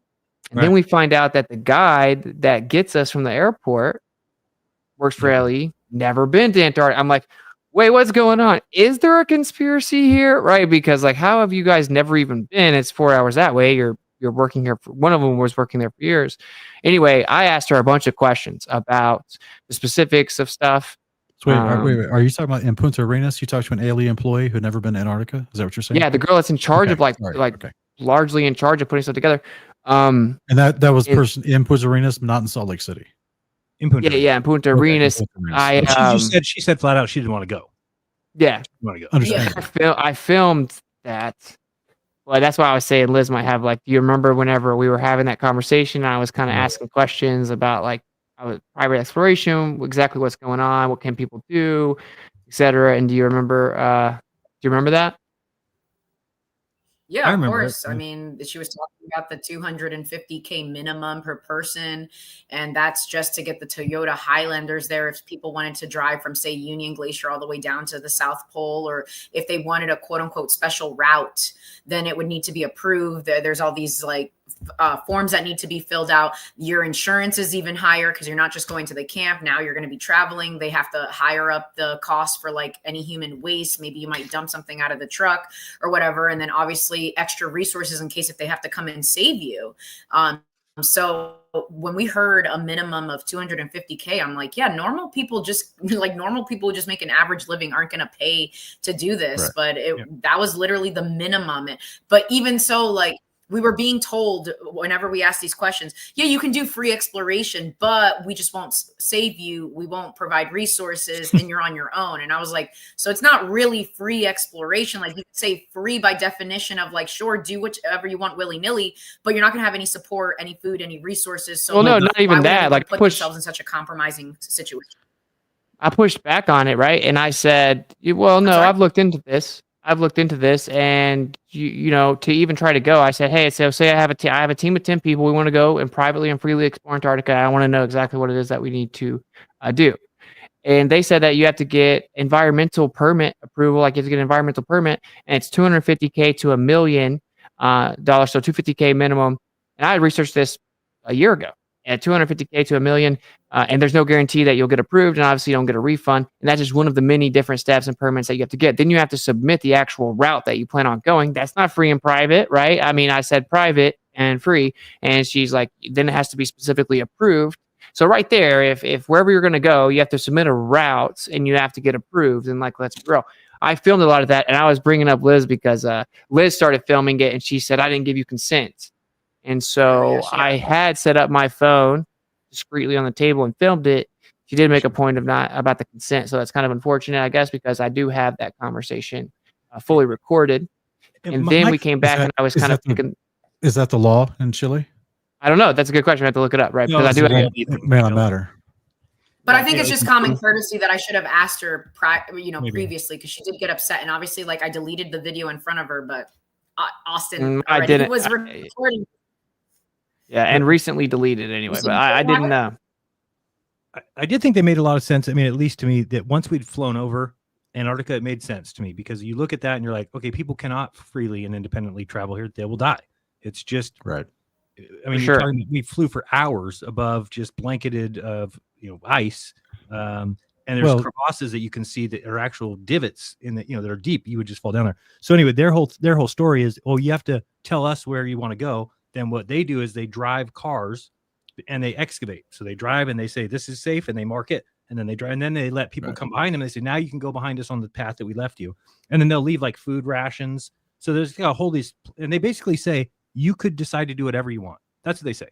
So like, if you wanted to go with me, you and Austin and Lisbeth, we wanted to go there, we could contract with ALE to do whatever we want. Now there's going to be a price, because whatever that we want to do, they're going to have to go in front of us and do it. They clearly work for the government. They clearly are giving government permission.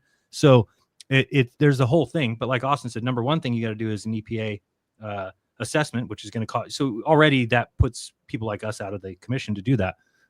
So it's definitely a way you could lock down a place, but also what you would do in a very dangerous place. You probably I mean, to be fair, she said, like, you can do whatever you want, as in tell us what you want to do and we can try to make it happen. She also said there's only 3 companies in all of Antarctica that have been approved to actually do that, to take people. And obviously they have a relationship of constantly staying to code and having all these approvals. So like, you go through them and then you have a chance of really, but she also said, well, depending on what you do, if we haven't done it before, then we have to also try to go get approval. Like, she just straight up said that.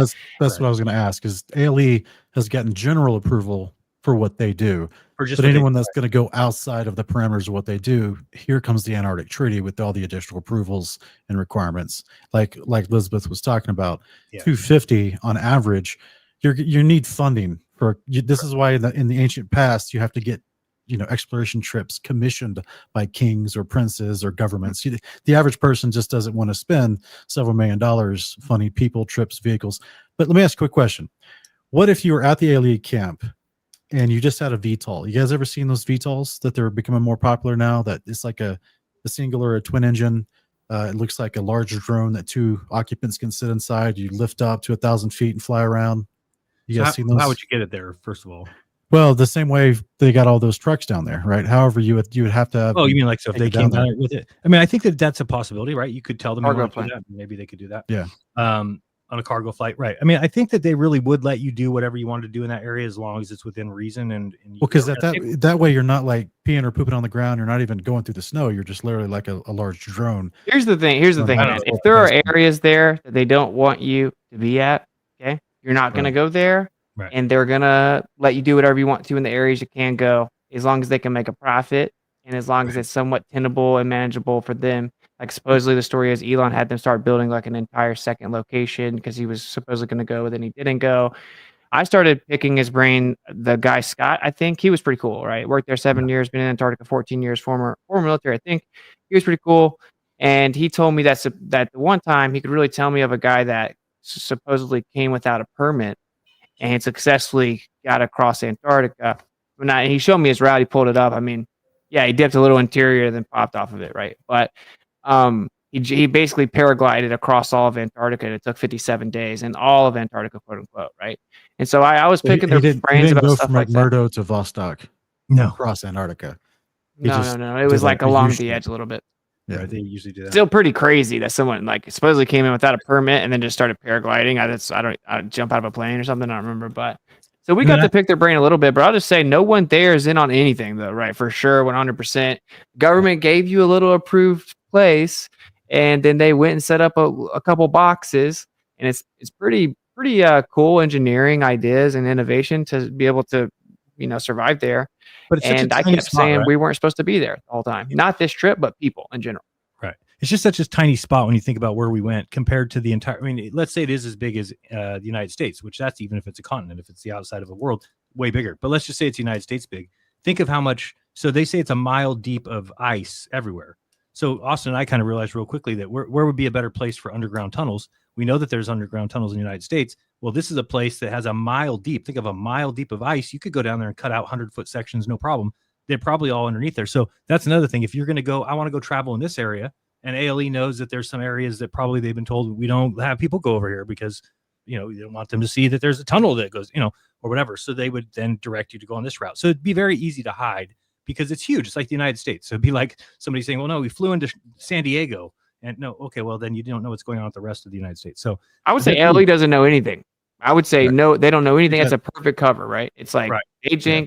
It is what it is, and that's why you could tell she's not lying. She's like, her whole idea is to sell that we can make her dream come true. Yeah, it's because there's and the people like the guy that went down there with us. You could tell he was loaded. We called him JG Wentworth. He's just a rich guy. Went down there by himself to ski. To say ski there. Yeah, I mean, I don't know why these people would ever do that by himself too. I mean, I can't imagine just going on. I'm gonna go down and ski. So when you got down, what did he do? They take him on a separate place. He stayed at the main camp and then went off. We saw him a lot at the main camp with us, and then he would just leave during the day with somebody, and they would take him to the top of a hill to ski or something. How the top of the hill or the mountains around you? Was there actual slopes they prepared on the mountains like a ski resort? I don't know, nothing like that. No, it would have just been like skiing, cross trekking. What did they say? The guy was telling they were skiing like on the ground mostly. What's up? Yeah, that's on the loop. I remember him telling us something about he put some stripes on his feet, and then they climb up the mountain with those like sticky things, and then they get to the top, they take them off, and then they ski down. I don't know. I didn't talk to JG too much. I didn't like his vibe that much. Yeah, he didn't have a very good vibe from the first night. He was making fun of us because he's just like, what? Because he found out he was the number 10 guy. Oh, Lisbeth, I told this story last night, and I didn't know if you remember. Do you remember when we were walking and Toon asked us, he's like, have you ever been recognized? I'm like, no. Have you? And he's like, no, I've never been recognized. And then we're like, okay. Then like 5 minutes later, remember the guy came around the corner and he's like, hey, don't let these two fall off the edge. And Toon got so happy because he thought that he just like manifested somebody recognizing him. And he's like, what? What'd you say? And he's like, don't let these two fall off the edge. And he's like, how do you know that? How do you know us? He's like, I'm the guy that's going to I was just in the orientation with you a couple of seconds ago. And just see Toon's face go from like thinking that he had manifested this first time he'd ever been noticed in public. Dude, another thing that's so funny, dude, Jeran. We were walking on the streets, so He you should have that recording. You should have that recorded, right? That's so funny about this whole thing is like, think about when we like flash smacked the whole entire room. after the briefing. Yeah. And like, so like I'm sitting there flat smacking this whole room. This idea that we're in some cahoots with the Globers to deceive the world is literally wildly insane. We flat smacked the whole room. I'm like, here's why flat earthers exist. And, radio waves, high frequency to too high frequency to bounce off the atmosphere, can't reflect it. It would penetrate it. Da, da, da, da, da. And Jeran's like, why are they lying about all these things? Right. Right, one guy And says, "Oh, I know that a Sir Ranul Fines is the one who actually circumnavigated north south." I'm like, "No, that guy has stood in court and admitted to lying about accents." I'm like, "So he's the cousin of the Queen. His best friend is Prince Charles. That's why we don't trust him." So we were able to get into some kind of dialogue with these people, and then I had a bunch of people come up to me after. They were like, "Dude, that was great, fantastic, thanks for that." Employees of ALE, so they were happy to find out what we were doing, and they were just as kind of blind as everybody, right? Like, remember the guy sitting across from us at one point. Somebody had said something about 99% of our internet coming from ground cables, and like this guy was like laughing because he thought that was like bullshit. And I was like, "Hey, wait, just to point out that is true. That is the truth. Like, we don't use the satellites for communication," because you could just tell that he thought we did, right? And these are alien employees thinking that like all of our phones are talking to magical space. So it was just kind of that was a unique opportunity to be able to speak to those people. yeah, we've basically told the room, it's like, the people think flat earth's insane, dismiss it, and think that they don't know anything. But the truth is that the flat earthers know 1,000% more than every single person that mocks it, and they've researched every single thing. And that's why you just randomly brought up some explorer, and Jeran knew everything about him. And that's why when you ask any question, we're going to know all about all this stuff. It's an interesting rabbit hole to discover that the Earth's not what we've been told. And then they were kind of shocked that I was just very clearly stating, like, no, I didn't change my mind. No, I don't think the Earth's a spinning globe now. And so that should be recorded, right? That's all I'm saying. I brought that up to say there's so much stuff that's like, for example, Jonathan said he had 8 terabytes.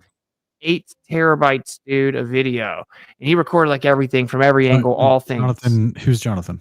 The flat earther that was there to like film the documentary, where we obviously get final cut, final edit if we're in it at all. Okay. So this was Candace's crew, or is this someone else? No. So there was no crew per se. It was just Mark, her director, came into personally, and then Jonathan came, and he was the one really filming everything. She just sent someone on her behalf, basically, to be a part of it, to experience it, whatever, and report back. And he was because cool. they were trying to get her to go. Funny guy. Hey, can I show this real quick? If I can show the drone footage, just so I can show what that mountain is and the 2 camps, so that we clear that up. Yeah, awesome. Just drop in the studio. Okay. Just do it that way. What, a YouTube link? Do you do it that way, or share my screen? I'll do it this way. Let me see here 1 second. Just because I think it's good that we clear this. Where's that showing? Over here. Okay. It's just crazy. Now we have like a full-time job of like, jeez, it's crazy, defending ourselves, about doing something that we objectively did. So this is the drone shot that this is Duffy's drone that's up there. So you'll see here, this is the camp down here in the corner, right? So this is where we fly in, and then we come along this road, and then we stay at this camp. And if you look, like right in here is the tents. Okay, so this kind of area here. So then as this thing turns, this is the mount that everybody sees that's close by us. It looks close, but it's kind of across all this area. 2 miles away. Yeah, 2 miles away from the camp, right? So then as this camera spins around, we're going to keep spinning. How far is that distant mountain range in the back? Like over here? I have no idea. Like way in the back of the background. I don't know. So this thing spins around here, though. I can just tell you what's 5 miles away, because a little bit further. Okay, a little bit further. Because in my opinion, I'm seeing way too far right now. Dude, we saw super far all the time. And I don't know how far this drone is either, like how high it is at this point. So John, it's all super flat. It's frozen ice, and it's dry. Yeah, look at that. It's crazy. I mean, look how flat that is. It's insane. I would love, the only way I would go back would be like legit with flat earthers, where we formulated all very specific tests and go down there and actually make measurements and specific tests. I said I would go back down there if, because I would want to. I think that they should have a camera down there 24 hours a day. To be honest with you, during those 4 months, it wouldn't even cost them anything. Anyway, this part here. So this over here, I found out, is like the Chilean army base. Okay. We didn't even see this. I mean, it's kind of off in the distance. I guess from our tents, we could kind of see that there was something over there, but just found that out recently. So is this Chilean territory? No, it's because there is no territory. They make a ceremonial claim to, like, I got you. there's not allowed to make it. So they just kind of camp there and then. I haven't seen this though. This is pretty wild. But I thought armies didn't actually patrol Antarctica.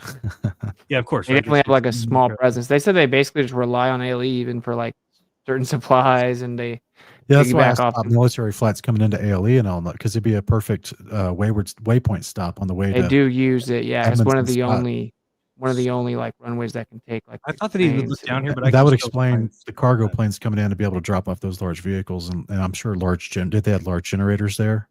Yeah, Yeah. well, not very large. I mean, they weren't super large. The one that the secondary camp was kind of small. But here, the thing is, you have to remember that he's taken off from that secondary camp, right? So that's where the drone take off. So Yeah. the fact that you can see this right here is because the drone took off from the secondary camp. And remember, Austin, when we were flying in the little plane, and I was telling you, there's our camp. So Yeah. basically, if you kind of were to, I'm trying to get the best way to draw it, but it's kind of not a really good view. This is awesome footage, though. I haven't even seen that. Oh, this is so beautiful. So right here, if you kind of picture where I'm at here, just picture coming backwards, so down like this way away, and then that's where the secondary camp was, about 3 miles down. Right? Okay. So that's where the drone took off from. So we're sitting right now in the drone above that area, and so this is the same mountain that we were looking at south. This is the mountain that the sun goes behind, and then if we move far enough away, which was 3 miles down from here, now the sun doesn't go behind that mountain, but it's the same mountain. So this is the one I think that people were confused on whether it had cover on it or something. But again, like Austin said, there's snow cover that drifts, that kind of blows off these mountains. And it's not really necessarily snow. And then I saw somebody else make a video that said, Jeran said it never snows there. And here's a video from some year where it did snow. It's like, okay, well, they said it has 1 inch a year. So I don't know. I'm not saying that, it's never snowed there, but it doesn't snow there. It gets one. Dude, that's what they're doing now. They're like taking your sentences in such bad faith, and it's all just super lame and like ugly. Yeah, It's the spirit of accusation. They're not actually trying to listen to what's being said. Right. Exactly. Again, yeah, that's it. They're just trying to find anything they can to poke at and say, this is, but it's just ridiculous because it's not like nobody claimed to be an expert of Antarctica. In fact, I thought it did snow there until we got that. I thought that we might see penguins. So there's all kinds of things that you learn when they're like, well, what would the penguins eat, Jeran? Oh, I guess nothing. Okay, so right. So the penguins can only live by the water where the fish are. Yeah, where they fish. Yeah. Right. There's no animals here that have ever learned to live here. There's not a bird. There's not an ant. There's not a mosquito. There's not a fly or anything. But I will say this though, dude. When we flew in and we first started seeing Antarctica, it was surreal, dude. It was so majestic and so beautiful, and it was worth it to see that, bro. And I think that we're starting to reach like kind of the end of things. People think their own things, but that's how I felt. And I felt like imagining the idea that you kept going super far. I feel like you're almost like, if you just kept going super far, it's like, in a way, it's like almost just rebelling. I don't know if I want to quite say that, but it's almost just, it doesn't feel right. It's like, we're not supposed to be here. What else could be here to tell you to turn around? I know some people won't like that. I mean, that's just what I feel like is like, where are you trying to go, bro? Are you trying to get to something that's maybe containing this place? Why you want to get to that? But at the same time, and I'm thinking like more from like Tower of Babel type of idea, but that is what I felt intuitively.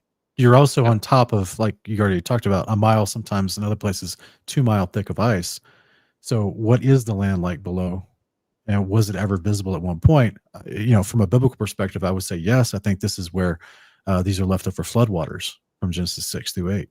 So I think that they say that all the land is below sea level, if I'm not mistaken. I think they said, remember, Austin, they were telling us if all the ice melted.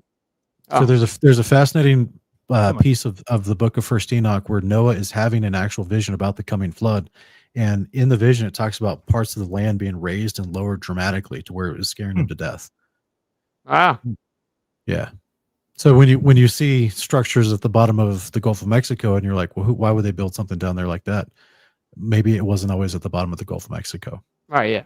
You see what I'm saying? So just a thought, just something to consider. It's something special about that place, Sean. I'll tell you that, like on like a very deep level, you feel it. Well, the observation you guys made where the sun suddenly goes into a weird hectagonal shape. You guys have any thoughts on that when it moved to the south? Not to me. I mean, I think that I was looking at a couple time lapses from other cameras, and it looks like they all do that. So to me, it's just an artifact of a 360 camera. But they all do that in the south specifically, or no, I don't know about the south. I was saying I was looking at other videos online. not like Antarctica, just to see. But we do have solar filter. I haven't gone through all those, but right, we do have like I guess the sun with a solar filter, like full 360, and it's like Yeah. obviously tons of pictures, right? You could put it together for like a time lapse of it, but he was pretty zoomed in though. But I guess you kind of have to really get a good solar filter shot. But so we could find out exactly when it's in the south and start comparing them and see count pixels. Does it change angular size? Is there any type of distortion or anything? Okay. So it was, I think that the shocking thing about people claiming it's fake, and this is maybe just for me, is that, I mean, I understand we say the moon landing's fake, right? And the moon landing is filmed by one person on a CRT screen. When NASA said you have to film off this screen. So there's nothing live. There's nothing. It's all controlled. The people at their control panels were told that they, we've heard Gene Kranz say, oh, they wouldn't have known the difference between simulation and real data. So this trip is something completely different. This is all of us with our own cameras. And I made a point to keep pointing out that nobody ever told me I wasn't allowed to film. I was allowed to film. Don't talk about this, talk about that. Meaning that whatever I wanted to film when I was there, I could have filmed. There's no questions. There was no don't film now. So it was very open as far as that goes. And just we're all there. We're all filming. Like at this point, if somebody's claiming it's fake, to me, that's embarrassing because it isn't something you can fake. When you look at my GoPro footage, you can't fake that. Show me one person that's ever faked GoPro footage of being somewhere like that. There's no record of that somebody just faked 5 days or whatever, or 5 hours worth of GoPro footage. I've never seen that. So there's enough things on there where we're getting on the plane, we're flying on the plane, we're getting off the plane, we are in a huge place. We're not in a soundstage. So it's funny that people just adopted this Eric Dubé kind of position that there exists sound stages that are, several miles long, I guess, or something that you could fly planes into or somehow. And I feel like disrespected to people that I used to call friends that have tried to talk to me about it. And I'll kind of give them the answer. And then they'll go, oh, but how do you, but you see, you're not sure you weren't in the soundstage. I said, no, I'm positive that I'm not in the soundstage. But they say, but you wouldn't be able to, you can't prove that. I'm like, I can prove that because you know me, we're friends. And I'm telling you that we weren't. So I'm like, I don't know what else you want me to do. No, I cannot prove to you. So it's just kind of ridiculous. Like if you want to pretend that there's sound stages that are as big as Antarctica in Antarctica that are, I mean, go ahead. I mean, have fun. But it is ridiculous at this point. And whether or not Vapegate goes on or whatever stupid shit somebody comes up with, that has the idea between that and actually faking what we did is so night and day. Where you're talking about one guy blowing out a smoke of a vape. Okay, and everybody wants to focus on that. But then because of that, you're going to call the entire what? That's insane. We were clearly in Punta Arenas, clearly at the Punta Arenas airport, clearly giving sports scores from the day before. Clearly we go to Antarctica. We're there the next day. We're live streaming the next day from Antarctica. It's not possible to fake that. You have multiple views. Even at the camp there where we're all setting up the 360 cameras, there's 360 views showing us all throughout the whole day. You can't get away with anything. You're under constant surveillance. Like there's never been a fakery like that. And imagine if they went to the moon and they're like, here's a camera of the camera of the camera, and it's 24 hours a day, and they're live streaming from there directly to YouTube. Like that's impossiple to fake. So right. People I should have the full 24-hour up tonight if everything goes. It says 4 hours to go. So it's 8 hours. One of them is, so it's 8 hours, 29 minutes. Nice. 8 hours, 29 minutes, 8 hours, 29 minutes. So it's like 40, and 46 they're all seconds. done or one of them's done? Two of them are done and one has 4 hours to go. Oh, nice. So it should come up like today. So real quick, I got to address the live chat. So many people are complaining that their comments are disappearing. Your comments are disappearing because you're being disappeared from the live chat for your bad attitude, for your slander, your accusations, your false assumptions, your mocking comments toward my guest tonight. If you want to be in my live chat, act like a human, show some respect. If you're going to continue talking trash and making wild accusations, you'll be removed. This isn't a government conspiracy. This is me, my channel. I'm removing you. It's that simple. Thank you, mods, for staying consistent with this. Real quick, when you landed on the ice, Lisbeth, Jeran, did you guys, were y'all afraid of actually landing on the ice in a massive plane? We kind of had a little, like a skid. I didn't expect you, where it kind of landed and then it went into like a little slide. You can feel in your car when it kind of slides a little bit. So that was a little bit like, oh, but they seemed to be holding on. And it just actually have a video. Oh, nice. Oh, you filmed the landing? Did anyone film an infrared out the window as you were traveling? Yeah, I have some infrared shots from my camera of mountains and kind of. The only thing is McKeegan came behind me and he was kind of asking some questions and he's like, oh, you're not going to get very good shots out that double pane window. which he was right because it kind of was getting some like almost doubling of what I was filming. But I don't know. Some of it came out okay. Go ahead, Lise. Show us. Oh no, I was just saying. I mean, it's going to be hard to see it, but when I upload it soon, I have footage of us when we're landing, and like my phone's like shaking because like it wasn't that smooth of a landing. So like you'll actually see me like holding the phone out the window, just like getting that landing. But I mean, yeah, I mean, all of us, most of us had our GoPros or our cameras with grip tape against the window recording the whole time. We were going back and forth from each side because on the flight there, it was pretty empty. There was only 10 of us. So like we had all the room to do whatever we wanted. So we were going from side to side. Oh, come over here and look at these mountains. Come over here and see these icebergs and all this stuff. So we all collectively have so much footage of the flight itself. So that's what I'm saying. I'm like, so we flew a 757 into a soundstage. Like that's impressive. Like, No, we landed and we got taken to a soundstage, right? But I wasn't worried about it really. Yeah, but I wasn't really worried because dude, there was a rainbow around our plane, bro. Like the creator was, what I'm saying, like I knew we were good. As you address the accusations, guys, you got to be. I want to encourage y'all to be really, really diligent about not using sarcasm. Yeah, you're right. because you just getting clipped all left and right all day. Like you just, Austin, you just said, no, we were taken to a soundstage after we landed. Like I know you're being sarcastic, but in my footage, my chest cam footage, I already say that I'm like, what do they do with the soundstage when we fly in there? They just open it up. We're just joking. And at that point, because that was our flight down there, where we just started hearing these things. We just started hearing people say things like that, and we were like, well, there was one person we knew was saying that, which was like this person, and they were saying that we were going to get taken basically like the Truman Show. Oh yeah, and so it was like an inside joke, right? And because another inside joke was that Jeran was saying, "Oh, I think the trip's still going to get canceled," like while we were in the trip, And I've seen that for all the days leading up to it.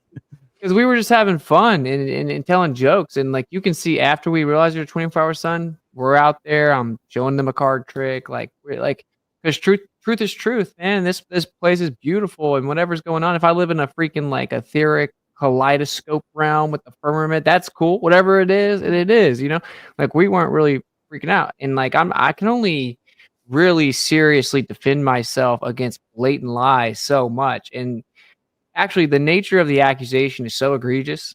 It is to say that we sold our soul to deceive mankind and deceive millions of people. This isn't just some like, I think Austin pretended he was showing his breath when he wasn't. This is like, no, you sold your soul and lied to your wife and children and deceived the world about one of the most important truths ever known to man. And joined MC Tune on your team now. But I think you're right. It's good advice that like where I need to be very careful about what I say and at least say, well, no, now they're saying, although they'll cut that part out and just show the end.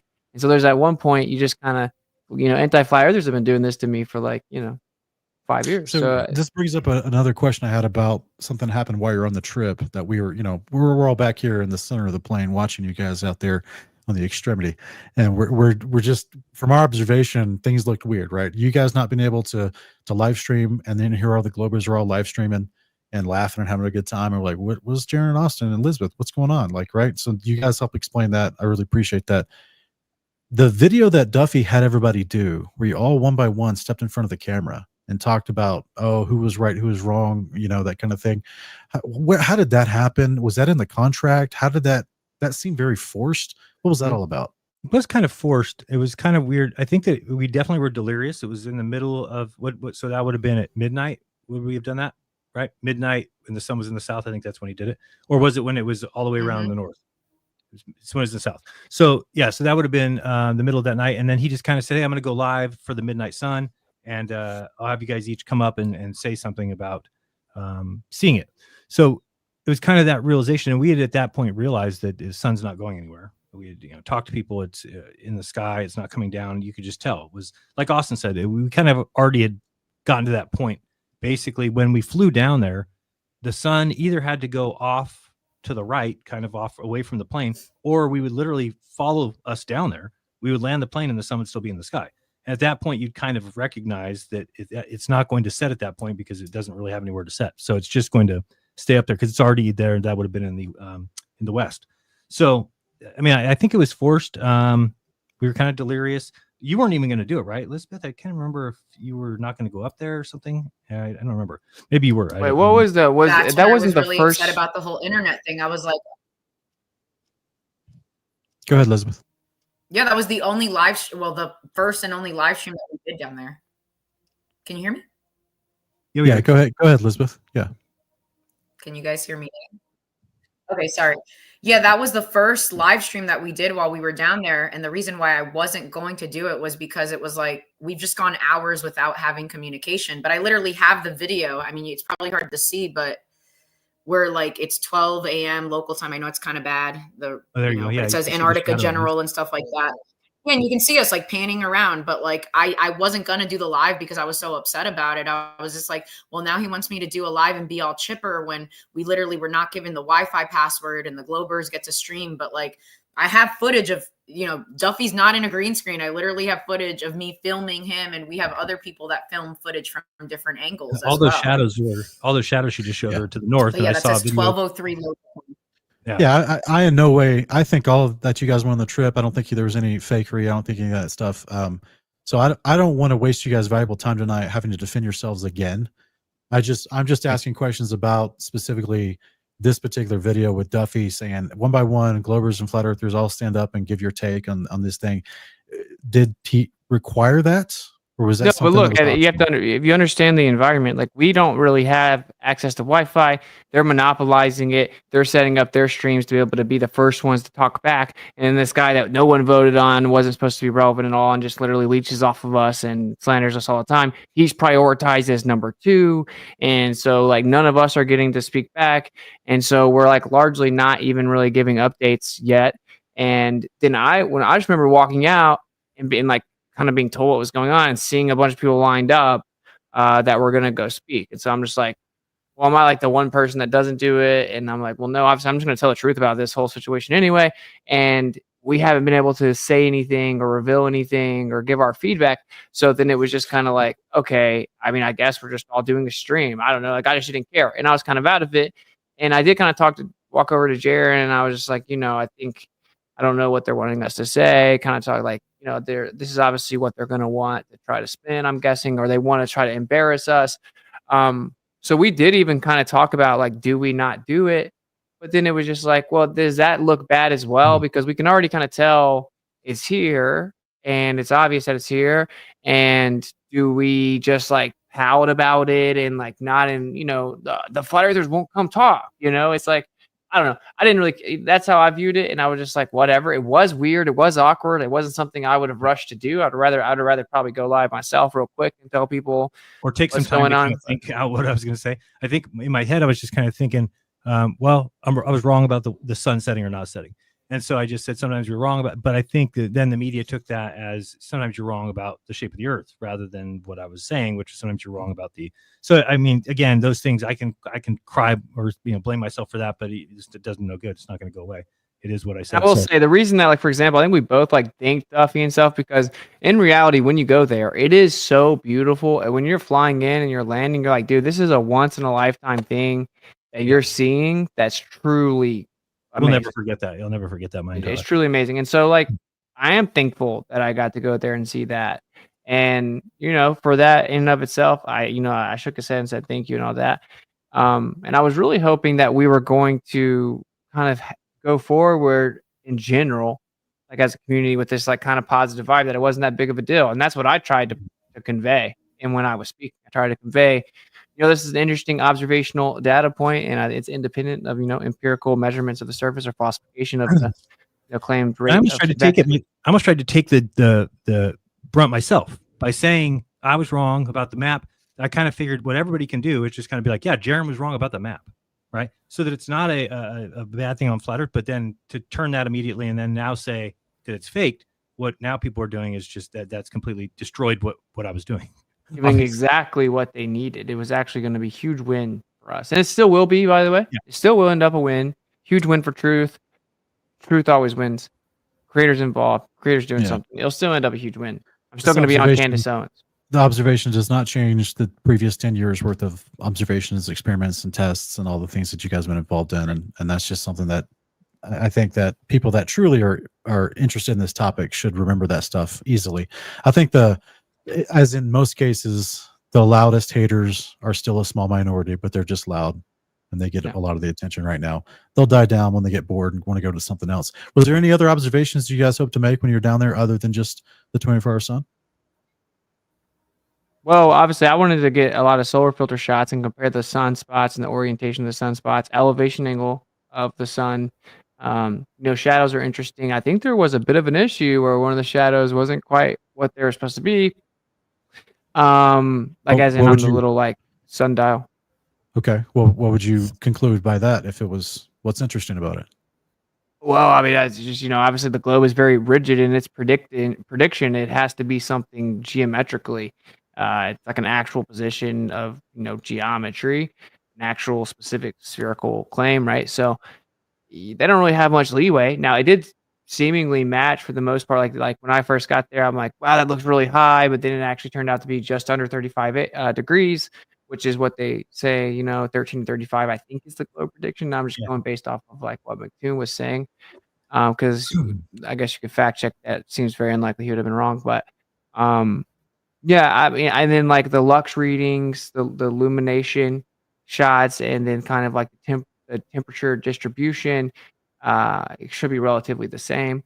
But now, I'm still manning the globe. Is that relative to the elevation? It travels through less of the atmo if it's in a lower elevation, so it has less of the atmo warm up and blah blah blah. So yeah, I mean, overall, dude, for me, in like a really basic way, I didn't get to bring that much stuff, and my objective was to go make the observation and come back as a credible witness, and that didn't quite pan out, So, but that's why I went, and I'm glad. I'm glad because I used to think it wasn't there. I'm like, that's probably not there. Why are they lying? Why don't we have more footage? Why are they faking stuff? Why are they cutting out the footage of the webcam? That makes sense, And I'm like, seems like it's not there. Coffee cup caustic, sunlight's no problem. So I would love to go see what it is. And I think it's a huge piece of observational data that I would have never paid for. I could be a multimillionaire and I wouldn't just pay to go hope there's no clouds. Just makes no sense. If y'all had the opportunity to go to the Casey Antarctic Station from Australia, the Australian-owned Casey Station, to observe the same 24-hour sun or a 24-hour sun, not knowing if it's the same or not, would you guys be willing to go down there? Free? If it was funded by the community in the future? Oh, yeah. I mean, I think that we kind of know that it is there, but that's just me. I mean, I guess you could say that there's other places in Antarctica that don't correspond, but where they took us is a place where they say is 79.2 degrees, and the sun did what it's supposed to do there. So if let's say you went to another place and the sun doesn't do that, that would kind of, it's almost like a paradox to me that we can't have the sun working everywhere, but in just one place it just does something that's not supposed to do. To me, it seems like we can kind of understand what the sun does. To me, it at least makes sense now, which I think is good data points. I think what we want to do is be able to build our maps and our ideas on reality. And if I told somebody a week ago, build a map of the flat Earth, you're going to struggle because you don't know what the southern sun does. Whereas if you're told that today, not a week ago, let's say a month ago, and then if you're told that today, now we know what the sun does in the south, or at least have an idea better than we had before. So I think I would be interested in flying from the other way, checking stuff out. But like for me to go back, man, we learned a lot about the way it would be. Like sleep would be prioritized. Right. Everything would be prioritized. Like I would never go where I'm dependent upon some other people that I feel like are being two-faced with me and playing both sides and kind of like simply have me there as a tool of humiliation and like notoriety. Because if you take us out of the equation, no one cares what they just did, and I think that could be cool in general. Going there and but I'm not in a rush to go back there, bro. I'm not gonna lie, but I mean, could we construct a flight if let's say we call Ailey and we say, hey, we want to take the 757 that you have and we want to fly from say Punta Arenas to Auckland or something, some sort of flight that goes right across the South Pole. Do you think that they would do that if we, and then we could probably sell tickets? I'm just wondering because I still see people saying that they want to see if there's a plane that can fly across the South Pole. See, I think that might be a trap too, right? Like, so I've seen flat Earth conceptualizations that could have Antarctica as a continent, and Yeah, I know a lot of people think. Not the one to fly around it. I'm actually talking about flying over the South Pole to the Yeah. others, coming up the other side. I know, that's what I'm saying. So so yeah, of course, if you actually were to go and fly straight, so you can't invoke cardinal direction, just straight, Mhm. in like flat Earth south, but just like you were able to ensure you were going straight, right? Right. So like from the tip of South Africa down to a station in Antarctica. Yeah, just keep flying straight, keep flying where straight. you should pop up on the other side of a globe, or a flat Earth, like where you're not going anywhere I'm towards sorry. it. I apologize. Let me re-ask that. So from the tip of South Africa to Union Glacier would be a totally different flight time as opposed from Punta Arenas to Union Glacier, right? Much different.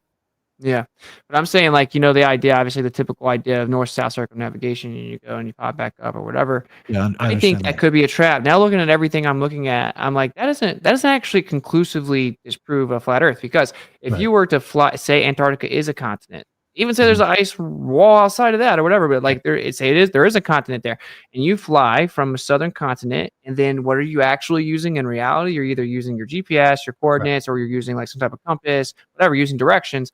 Like if you look like a bipolar projection, for example, just like merely the concept of that, I'm not even making any claim about it. Like you would go over Antarctica and you would follow those lines, those field lines back up. And so you would think that you're going, and say you start heading back north, you would hit another continent on a flat Earth. If you look like a bipolar projection, you would go into Antarctica, pop back up, hit the southern continent, and they could be like, oh, look, that proves the globe. You went over Antarctica and you popped up on the other side. You actually wouldn't. So you would have to be able to verify that you went straight, is what I'm trying to say. You'd have to verify, and I think this is beneficial in that way, that we now know we need to be very careful about how we say that, because everyone says that. Everyone says that. I just noticed in the chat, just somebody saying that the claim is that they fake the sun, not that they fake going to Antarctica. So I just want people to really think about what you're saying, that we have 24-hour cam set up that you can actually check now from Dave McKeegan, from Toon, from Duffy, and just think what you're saying. So where did the sun go? How would we fake that? How would we make the sun go away and then put up a fake sun in the sky and then make that fake, but then it has to light up all of the area that we're at. It's just kind of, I guess I gave more credit to flat earthers as researchers, to be honest with you. I thought that we were part of a good research crew where we would actually look into things and then bring up things that were humanly possible. Right now, people are bringing up things that aren't even possible. It's not even a fathomable thing that you could have faked the sun there. It's not even possible. There's multiple cameras from multiple people with multiple live streams with multiple angles. How would you fake that? Where did the real sun go? So to me, it's just like, I guess I don't have a lot of faith in flat earth researchers anymore. If this is people that were on my show, people like Sav that I thought were knowledgeable or smart, that are just saying the most ridiculous things ever. They're like, oh, and then why didn't they tell you guys that the Chilean army was going to be there? I mean, I talked to him today. It's just ridiculous. It's ridiculous. But I will make this announcement right now. So I do see that ready to be released on my YouTube is 3 8.5 hour 360 videos. Now it actually has like the two, the 360 cam is a camera on the front, camera on the back. Nice. So this actually has like the circle meeting in the middle, but that was the best that one of the guys I have working on this could get done. So you're able to move all around, pretty decently high definition. We just had to get something up there. We also have a 1 hour and 13 minute. So it's the full 25.5 hours sped up, but it's interactive 360. It doesn't have the little meeting in the middle. So that is what's currently ready. It's unlisted, right? So they're all processed, all finished finally after all this time. So we do have that, and I can release that'll be released tonight. Nice. And then because at this point I'm just like, drop them all, bro. Drop every version of it that we're able to actually render and export. I've tried to render the full 25-hour high definition multiple times. I've then even tried to 2x it, like 2.1x it, so it's just under 12-hour limit, and it gets to 77%, or it would never get to that number. That's a good number. It got to like 70-something%, and then boom, export failed. I had the whole full 25 hours. It's like 14 hours in, gets to 65%. Boom, export failed. So that's kind of what we're dealing with. It just sucks. And apparently BitChute is saying that they'll temporarily make an exception and remove the upload limit and let me just fully dump the whole, however big the whole video is. But we still have to be able to get it exported. Right. And it's devices. tough. So yeah, that's what we got. I mean, I guess technically that is the full live time. It's 25 hours of footage finally. That's just taken days. Elizabeth, are you trying to upload content, or are you just leaving it to Jeran and Austin? No, we definitely have like a shared folder that we're all like not only with the TFE group, but also just amongst ourselves. Like I think, what are you calling it, Austin? Like the massive drop file or something? Yeah, like the mother load. And that's where Yeah. we're going to be sharing things like even like the intricate things, like not just like the footage and stuff like that, but you know, my loved ones back at home had my live location. So like they took screenshots of like, oh, look, I can see my little dot here. And I can see that your little dot, your little avatar was right here and stuff like that. Cause you know, obviously they were tracking us through the TFE site. I have a couple of like the temperature differences, but again, it was dependent on when we had reception. And when we were at the secondary camp, we didn't really have the reception. And then sometimes depending on how far you are from the dining hall at the main camp, you won't have reception. So trying to get some of these like temperature readings from like, you know, high noon local time to the difference that it did at like 2-3 o'clock in the morning. Mind you, the sun hasn't gone down, but there was a significant difference in temperature. It did get a lot colder within those wee morning hours. We have the accelerometer data, which I know that you said I could hit up Man of Stone, Austin. And I know I got somebody in Flat Earth Gang that's also looking into the software. So when we were on the plane, I got this little like accelerometer device that I laid on my seat, and it was just taking like all the data and information, the acceleration, the inclination, and other stuff like the gyroscope stuff and everything. Stuff I can't personally read, but it was recommended to me to get the device on the flight there, just so that when we're able to extract that data, when we have somebody who can put it in a more digestible form, then that's also something that we'll be able to provide as well.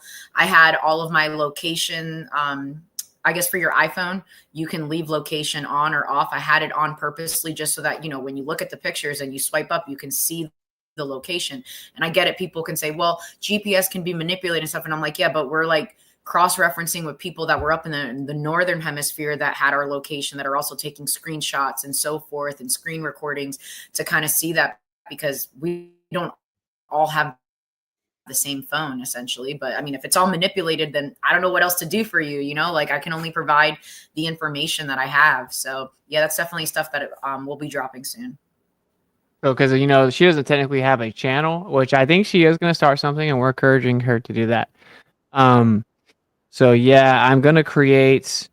I created a Telegram group, and I wanted to get a lot of this curated different forms so we can just start dumping everything kind of at the same time. But Telegram group that will have all kinds of stuff. A channel, you can comment. It's a discussion, but just comment per post. And then created a drop link, got like the maximum amount. I think it's like 10 or 15 terabyte. Try to drop everything in there. And then I'm also going to create a site, right? Because you can upload everything through, like, for example, a Google Drive. You can have a Google site, make a custom domain, and everything can just be uploaded there. So you can actually go by tabs and look for all the stuff you want, whatever. Everything will be there for all data. And I'm talking like everything. I have people, because the truth is there are a lot of awesome flat earthers, obviously, right? And they all know it's legit, and they have our back, and they're truthers, and they're trying to figure it out. So they're compiling all the alleged like debunks or requests or whatever. And so we're putting it all in there. We're putting the contract that we sign, we're like the signed contract, copy of the signed contract, just for the world to see all of it, right? Like cut off the bottom numbers of my passport. You can see that. You can see our little certificates. You can see the drone approval, because, oh, drones are illegal. It's like, well, no, you got a specific approval. Then they had to do a little test, and, you know, they were like, okay, you're competent enough to do it. And so we're going to put everything. And we got, I'm a little bit short. I mean, I haven't really had it donated enough yet, but it's $350 for a GoPro telemetry extraction, which means that for each GoPro, we can pull all the telemetry data for each video file. And that's like, you know, longitude, lat, which obviously is a spherical coordinate system, but also altitude, illumination, all these different things. And so you'll be able to telemetry data from every like picture and or video from all the hero GoPros, and all three of us had one. And many things like that. Every conceivable data point in all the solar filter shots, there's 1,500 of them, just from the singular one that tracked it the whole time. I have videos and pictures of it until we had the unfortunate accident that the P900 kind of broke. The bottom of it broke off the tripod or whatever. I freehanded a few. So we're going to compile all that together, and then we'll even put all the corresponding northern latitudes with all the information in there at the similar times. Okay, so there's going to be like a motherload of every conceivable drop of data, verifying, and just for truthers that want to actually look through it and figure out what's going on. I want to get the pitch data from Liz as well. And so I am working on like multiple locations of having everything completely accessible, completely transparent.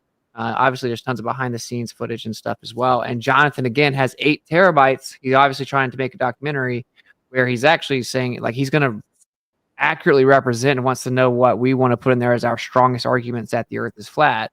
Wow. So he's gonna hold on to some of his stuff, obviously, because he's making a documentary. He's not just gonna like show the whole world all his 8 terabytes, then he can make a documentary. So he's got tons of stuff, but that's the only thing really that won't be included is what we don't currently have access to. So Now, Austin, the only way the world, not the FE community, but the world is going to believe in that telemetry data is if you print it all off, put it in a bunch of boxes, and then lose it. yeah, and you give it to someone at a garage sale. In a McDonald's. I'll find it in a McDonald's. Yeah, I was thinking, I was so tempted to make these jokes too, Sean. You have no idea how bad I wanted to troll people, man. Like, oh, look, the thing is we got the telemetry data, but we actually filmed over it and lost it. And it's at a garage sale or something. We'll try to find it. And we do have the videos, but we accidentally lost the technology to upload them. And it's a difficult process to build it back again. But I have bit my tongue. Jeran's a lot like me. We're both we just want to make jokes. It's really difficult. Almost named the thumbnail to this show tonight. A funny thing happened on the way to Antarctica. But no, they're getting too much flack already. So no. Yeah, man. That's a good one. But yeah, guys, what would you do different if you could go back? Sleep before I went. Sleep in Punta Arenas. I think we cared too much about going live there for people, and we were like up till late, 12 or 1 out going live in Punta Arenas, and it was cold and miserable. And then we would definitely slept. I would have definitely brought more equipment and just kind of some backup equipment and stuff like that.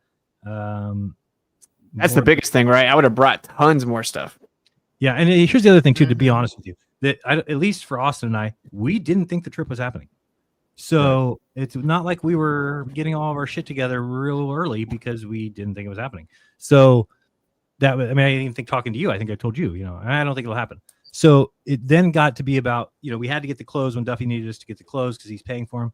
And then it was kind of like, okay, I should probably get this camera stuff going. I should probably I should probably do. So then I got it all together in time, but it wasn't like, if I knew it was happening, then it would be a way different story. I really didn't think that.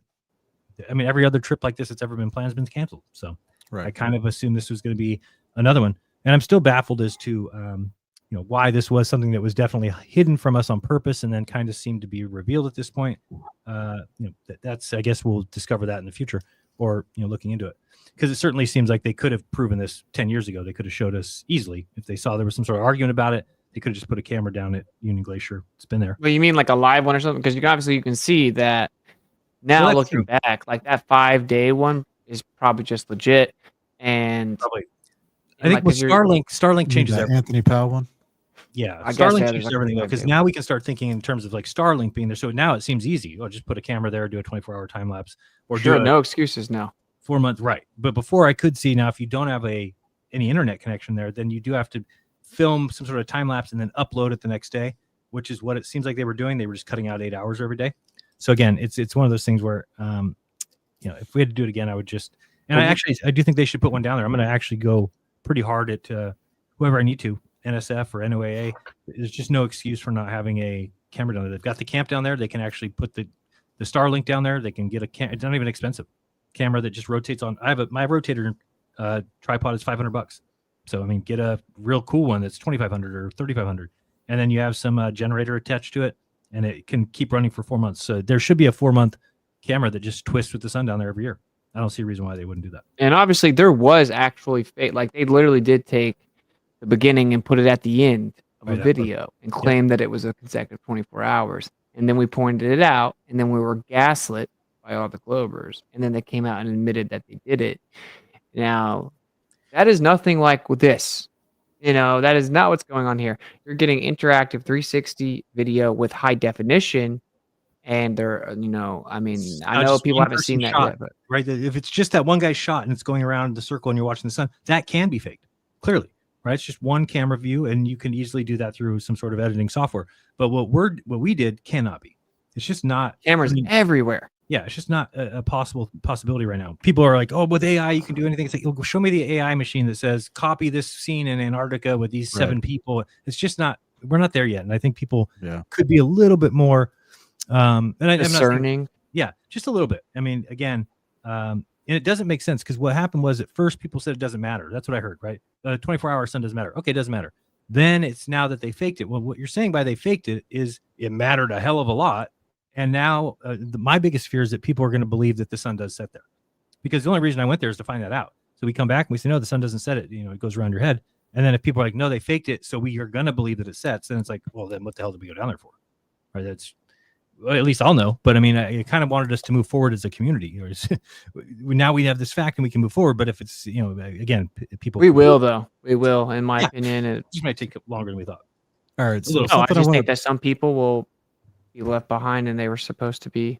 I mean, here's one thing I got to say, though. This is another problem, is that some of these people will never apologize. Like the people that it's like, okay, if they just come out and say, hey, I did think it was kind of, but now I've seen some of the footage. Sorry, I jumped down but they won't do that. It's because it's just not something that we do. Think of when's the last time you saw somebody in the community apologize for something that they've done to somebody else. It just doesn't happen. So maybe we'll see rarely. Yeah, rarely. So maybe we'll see that. I hope that we do, but I also don't be surprised if those people who have claimed fake stay on that team no matter what. That's just their team now, and they're just gonna. That's just because I think people look for content, right? And so what we're doing now is we're providing content. We're having this interview now. All these guys who want to say fake will take this interview, and now they can for 3 days have content. Going through this interview, picking it apart. Right. Austin said this, but Jeran said this. You notice he moved his hand right there. He looked down at Lisbeth. I mean, it's just like they just want content, so they can find it. Though, man. Like at this point, I mean, I get why you care. I get why I've cared. I'm not saying, like, obviously, I've gotten more worked up low key at times than Jeran has, and it's like I think we've reached the point now, bro, where it's like, all right, let's just move forward. You have to really lack discernment at this point to believe that we faked this and deceived the world, and that's what we're finding out is it's like, no, you never saw anyone's breath in any of those videos at the studio location, and it's like, have you watched all the live streams and the videos? No. Like, what are you doing, bro? Like, just do your research, bro, and calm down and like investigate and stop jumping on, these bandwagons. Like, compression of videos. Like if you're looking at ICE that's on a early 720p upload, the way that compression works is it takes like pixels and puts them all the same. So it doesn't change constantly. That's how you make a video less size than it would be if it was at max resolution.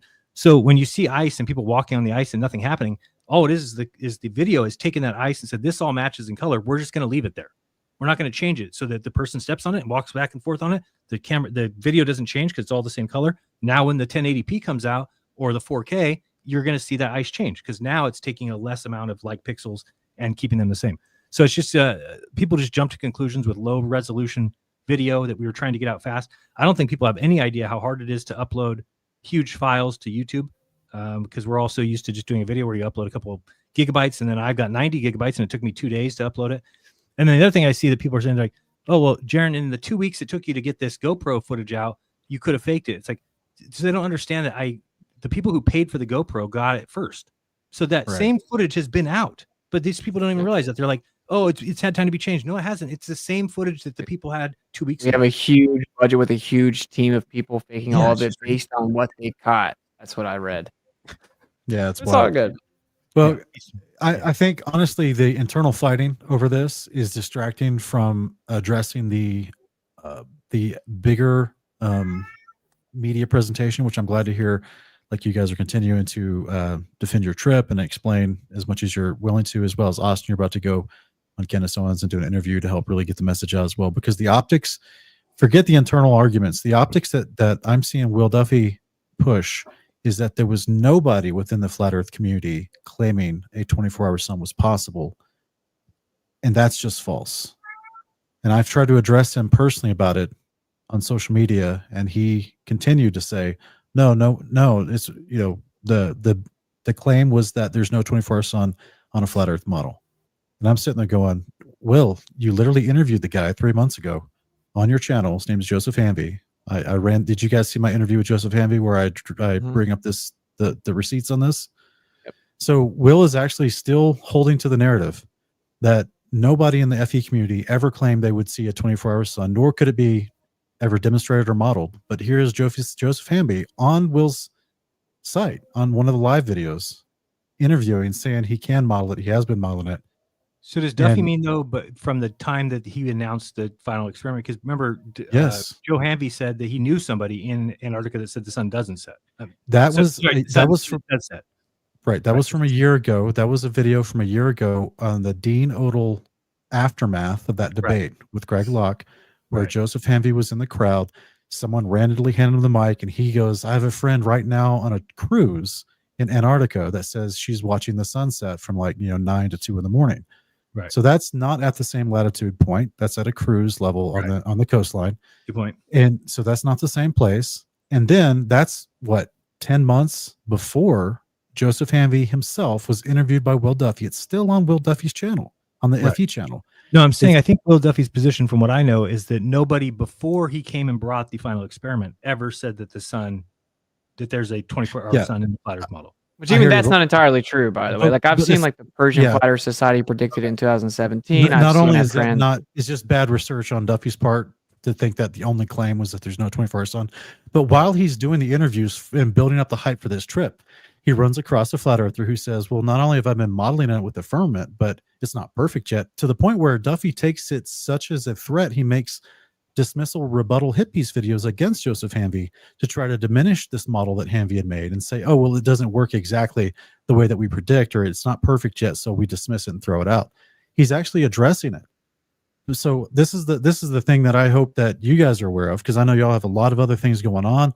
You're dealing with a lot of other crap coming at you. But the narrative that is being propagated from the Globe side is that there was no other viable option within an FE model, and that it's never been demonstrated on FE modeling ever. But that's just false. Absolutely false. It is being now. Does it have all the stars? Does it have all the winds? Does it have the moon in there? No.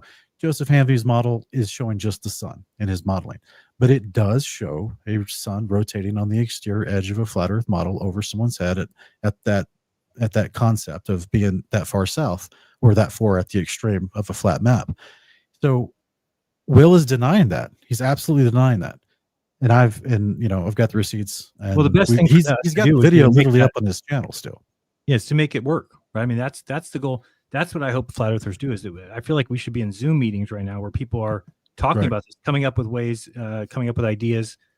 Because otherwise, if people just basically don't change where we were yesterday versus today, or a month ago versus now, I don't think that's smart at all. I think that we need to adjust and we need to go forward.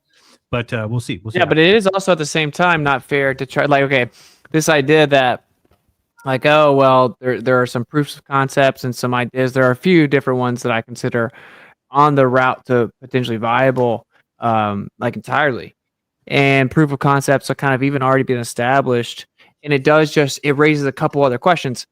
Oh, but no, that's not okay for flat Earth, though. That's not okay for flat Earth. No. Okay, but then you can predict the core of the Earth model, and we can dig down 7 miles, and you can be literally wrong about every single layer, 7 miles, and then you can just change it. You can just make something up and change all the densities, and then you can just pretend that the core is something different now, and that's okay. You can literally just say dark matter, boom, that's okay.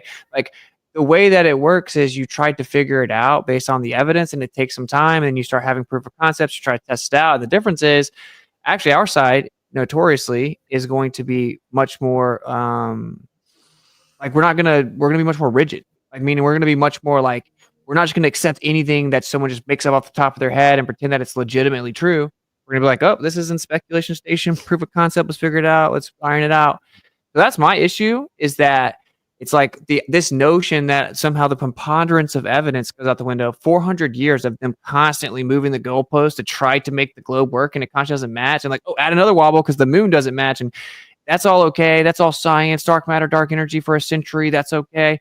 But then if flat Earth has to figure something out, then all of a sudden it's like, no, you can't. And so to me, that just doesn't even fundamentally make sense. I mean, I guess you can arbitrarily say that you subjectively think that the position of the sun is more important than other things.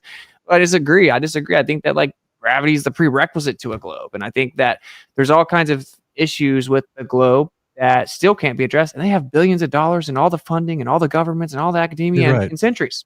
So it's like, all I was trying to point out, though, is I think it's just interesting that what this whole conversation has one of the developments that's happened during this whole conversation is that you have someone, all the while that you guys are prepping for this trip, that Duffy's interviewing all these people building hype for this trip, you have a guy out there who's experimenting with a firmament model and trying to say, is this even possible?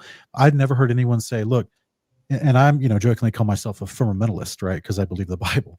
And I never even heard the idea that the sun, while circumnavigating over the cross of Capricorn would present a 24-hour sun rotating over a single observer at the edge of the dome. I never even knew that's how dome optics worked, but it's being demonstrated now.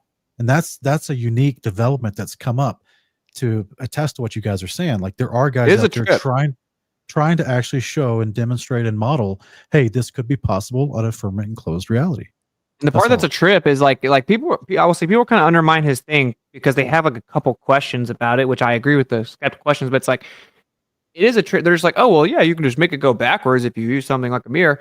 It's not just that it goes backwards. It makes a smaller circle, dude. It makes a smaller circle. That's based on the actual like curvature of the dome. So it makes a smaller little circle go the opposite way, and then would actually change the orientation of the sunspots the same way. And that is pretty interesting. And no one would have thought that happens. As it rotates on the edge of the dome over the observer, it squishes on the outer extreme south edge. It squishes the apparent sun that's being produced, kind of flattens out like you guys observed and like you filmed. And that's what I think is extremely unexpected about all this, that nobody's really talking about, because they got you guys so busy defending yourselves and your credibility. I know it's all going to work out. It's all going to work out. It is unfortunate. We should have been like hit the ground running. We should have all been hands on deck. There should have been tons of people helping us get through our videos. There's someone that should have been helping us, and like, I have people helping me, but it's very overwhelming. I know for a fact that these two people felt the same way I did when they got home, and they were like, dude, I just want to hang out with my family. Right. And I just want to rest. I just, it sucks to come back to all that. And then it's just like, oh, why don't you have everything up right now? And we actually needed guys to have our back. We needed people to have our back and to help us sift through things and to help us get stuff up. And that's the way forward. Well, what do you think about this, though? If we were wrong about the 24-hour sun. Relative, like, generally speaking, most flat earthers said there's evidence to support 24-hour sun in Antarctica. It was the general consensus. Yeah, but but what's unique, though, is that while going through this, instead of Will just saying, oh, by the way, and as I interviewed everybody for this, I ran across a flat earther who said he can demonstrate a 24-hour sun on this model, but the majority of them think that it's impossible, so that's what we're arguing against. Or but even I think there are some issues with it or whatever. He has to figure them out. Yeah, I'm just saying that's not being presented. He's running with the concept that nobody in flat earth ever predicted this or ever modeled this, and that's just not true, because he literally filmed a guy telling him he's done it. I mean, to me, I think, Sean, we're on a lot of the same page but I with Duffy, but yeah, I just don't think it's a big deal. Like, to me, it's like, okay, so for the most part, the idea was that it's set. I mean, that was the most part. Now we can say that it's not or whatever, but it's like, I don't mind taking that on the chin and saying, okay, so we got that wrong. So then we just go and we get it right. It's like, it's not you don't lose in the truth. You don't like, right. we lose. You keep going to the truth. Right. So to me, I just don't think that's a big deal. I don't think that anything that Duffy says is going to destroy flat earth. No, but do you not get what he's saying, though? What he's saying is that it was brought to his attention beforehand that there are different people that don't agree with that idea, and they think they can even kind of demonstrate it. He's a glober. So what do we expect him to do? To start introducing if you're a preacher, to be honest, where like if you say that like basically all flat. Now I will say he did shift it over, and he started just saying, or at least the AE map. Okay, and that's actually still not true, though. Like in the things that have been kind of presented in Hanvy's angle, you can throw AE map in there, doesn't matter. Like same AE map, doesn't matter. And that's why I kind of understand what Sean's saying. Right? It's like I get to. Because he's not going to let go of saying that it falsifies the AE map. You know why? Because his follow-up is, and that's the only viable flat earth map. So he is saying that it falsifies flat earth.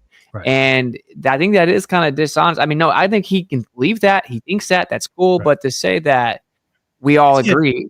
He had Joe Hamby on the show, right? Didn't he have Joe Hamby on? He did, yeah. But he also is now like going into the like kind of personally attacking and slandering. Yeah, no. It's not just that he interviewed Joe Hamby in one of the many interviews leading up to this trip. He made several response videos to Joe Hamby's model directly, trying to diminish it and say it doesn't work.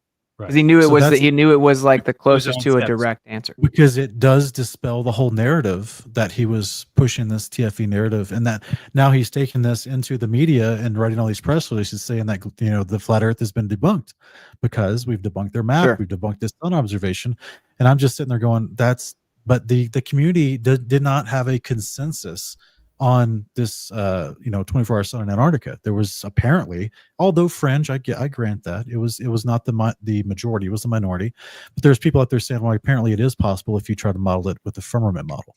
So now here's the unique part, right? The firmament, the Bible makes a claim of a firmament.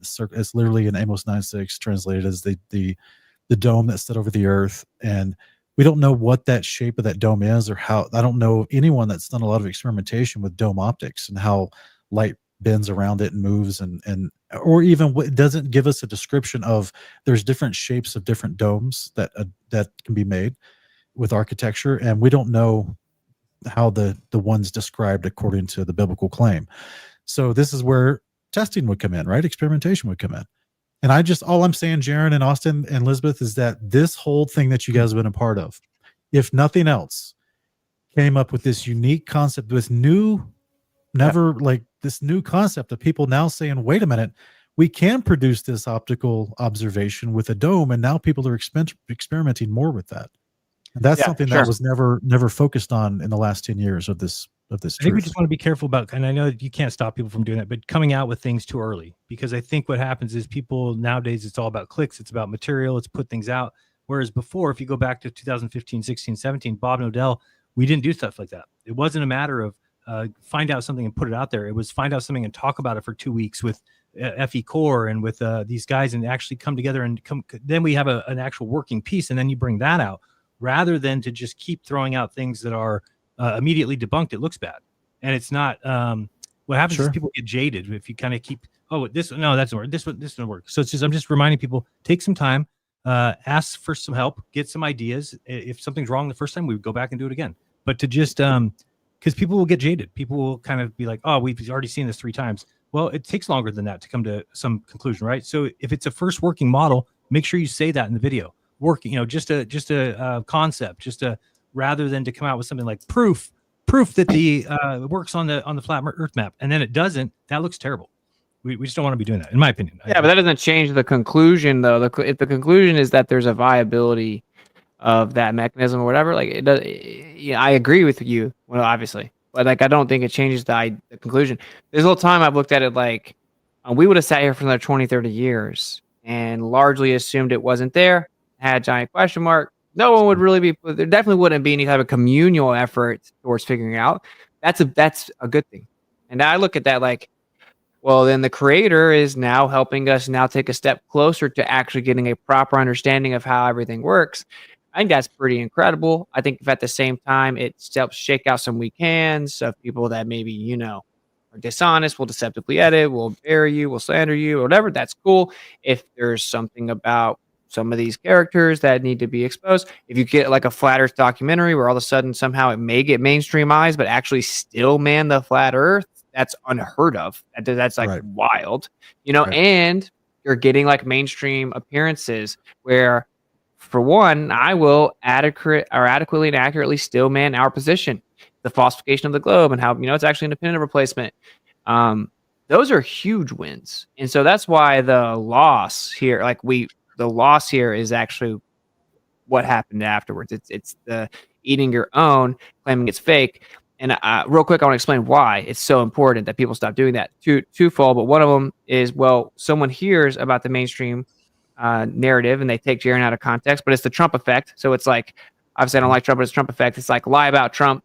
Someone's like, did he really say all Mexicans are rapists? They look it in, and then no, he didn't say that. But they can't resist because they get so many clicks from it. They try to hit piece him. It makes him bigger. So the Trump effect. So that's flat earth benefit, right? But if people then come look into it and they see like, oh, wait a minute.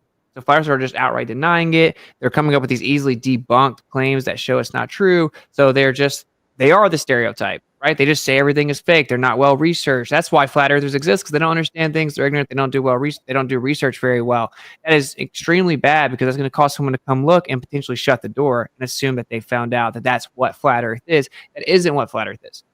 You know what I'm saying? So I think that's super important. People should realize that that's what they're falling for that. And Globers are actually circulating some of these easily debunked narratives.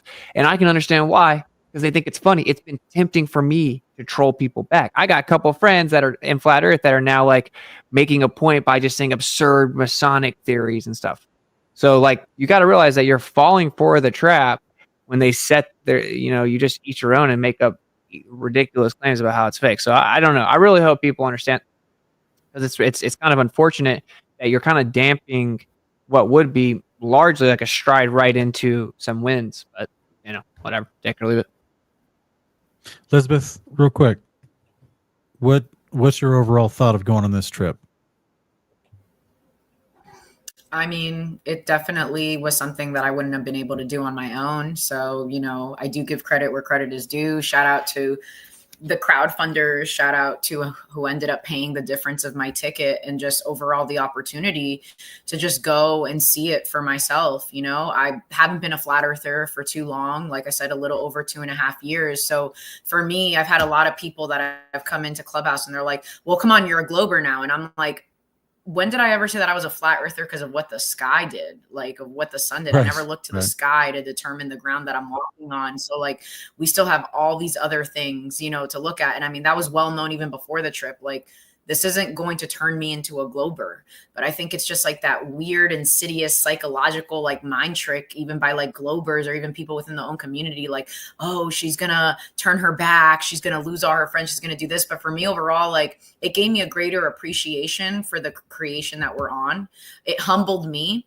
I had a moment, after we did the observation, and mind you that I'm delirious and everything, but I had a moment where I just sat on the floor of my tent and I was like, wow, I've been humbled so much. Like, I have such a greater appreciation for God's created place. But on top of that, have I been also blasphemous in the past myself by holding, we go to the globers and we're like, oh, you're science, you're cult, you're this. But maybe I was doing a little bit of the same because I was like, see the science and I can use your same science to debunk and everything. And I know that science is what we have, but it kind of checked me in a way of, wow, maybe I was being a bit blasphemous by also just solely depending on the science. And then I got humbled real quick because I didn't think that there was going to be a 24-hour sun.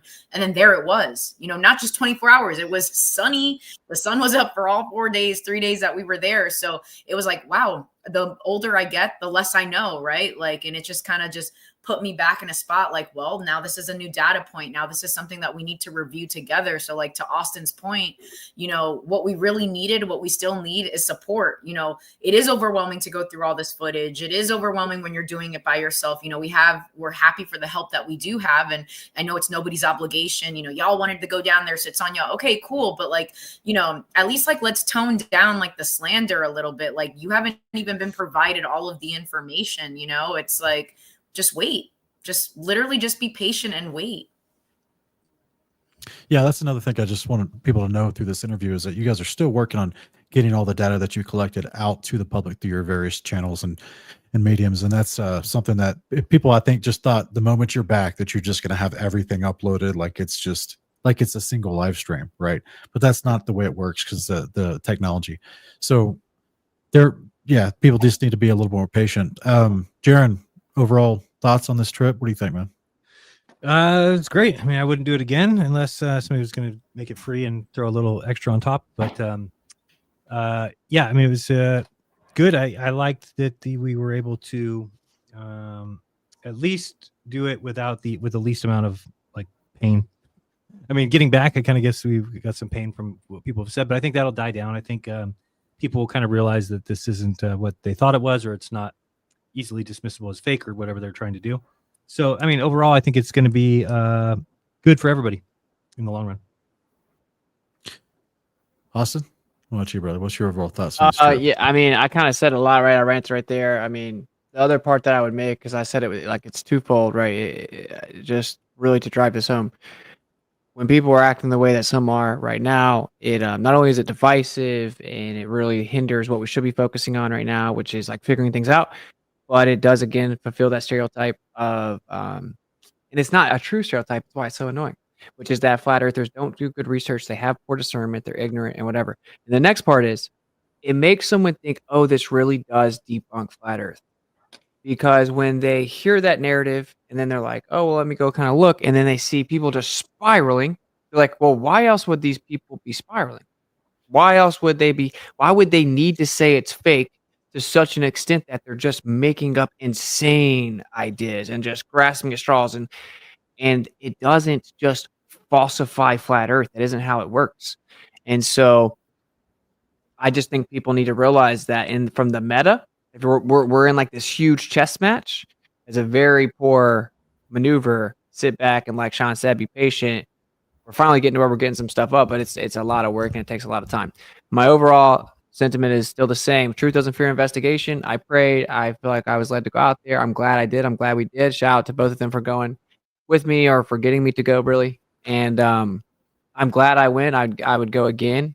Don't plan on necessarily going again anytime soon, but I would do this again despite all the kickback. I'm largely unfazed in general by that. I trust the creator. I know that this year is going to be huge for truth of cosmology, biblical cosmology. That's how I feel. So I just think everyone should be kind of happy and celebratory. And what a beautiful thing. Have we now graduated to where the creator thinks we're maybe ready for the next big piece of the puzzle, and that's how I see it. And I think that's exciting. And people should view it like that. And one thing I will say, it's funny because I actually did a presentation for a thing that you did, right? You had a bunch of speakers come, and kind of my whole sentiment in that presentation I did for that was, we have a bit of like a tendency to want to objectify the earth and kind of undermine it and bottle it up, and say like, oh, here it is, and like a little toy or something. And it's not that something's wrong with that. It's just that we're told quite a few times, dude, we cannot understand creation in entirety. We can only hope to try to wrap our minds around it and start to be given revelation and better understanding, but you'll never know the dimensions. We're told specifically, you'll never know the dimensions, right? Just on its face dimensions, you'll never know. And will you ever truly fully understand the sky? I don't know. It looks like Enoch was confused. So, or was like, he was being shown things, but it was like, it was like, whoa, and had to ask tons of questions. And so anyway, that's my general sentiment, is that maybe we need to just accept that it's a pursuit of figuring out where we live, and more so we figured out that we aren't where they said we live, instead of needing now to replace it with some definitive model replacement. We don't, because that would be ignorant to rush to that, in my opinion. Just real quick, I always try to remind folks that the book of First Enoch is a collection of 6 different scrolls throughout history, some of them which is a part of the book of Noah. So what we call the book of Enoch wasn't directly supposedly dictated by Enoch himself, as in all of his words, and it's just fragments that are left over throughout history. So we don't have the full writings, but it is hilarious what you say, because even not just about the shape of the circumference of the sun, moon, and stars, and the firmaments, and going to the ends of the earth in chapter 33 and seeing strange creatures and all the other things. In chapter 25, he has this unique naivety to him when he asks the angel, "What's that tree over there?" and the angel's like, "Why do you want to know about that tree?" It's like this hilarious dialogue in the book of Enoch, because he was so curious about everything he was being shown, and the angel has to explain everything to him. It's pretty hilarious. So by the way, he was looking at the tree of life when he was asking that. So it's fascinating to see that we have an opportunity here, to me, to actually take this and put it into all the research that you guys have been doing previously as a huge win for this. And so in a backhanded way, I do thank Will Duffy for that opportunity so far. And I just think that all the data that you guys are going to be continuing to produce and analyze and talk about from your trip here will be a huge, massive, positive boost and injection into this community and everything that you guys have been researching. And of course, none of that data changes the Lake Pontchartrain Bridge. None of that data changes laser line tests, force the line. None of that data changes. Was it JT Nolan's infrared photography? Like all that incredible amount of evidence towards a flat and stationary plane of Earth. And so I'm excited to see where the next 10 years of this dialogue and this community is going to take all this stuff. So guys, thank you so much for coming on. Unless there's anything you'd like to say next, I'll go ahead and end the show. And thank you guys for giving me your time and being willing to put the good word out there. No, good. I appreciate you having us on. Yeah. Thank you guys. Yeah, all right. so We'll end for tonight. I'm not reading off all these horrible super chats, but thank you for your money anyway. Yeah. People just bashing you, just paying money to bash you. So thanks for your money. But yeah, I'm not reading off those super chats. You guys can kick rocks, go change your heart, repent, and we will see you guys next time. All right. Peace. See you later.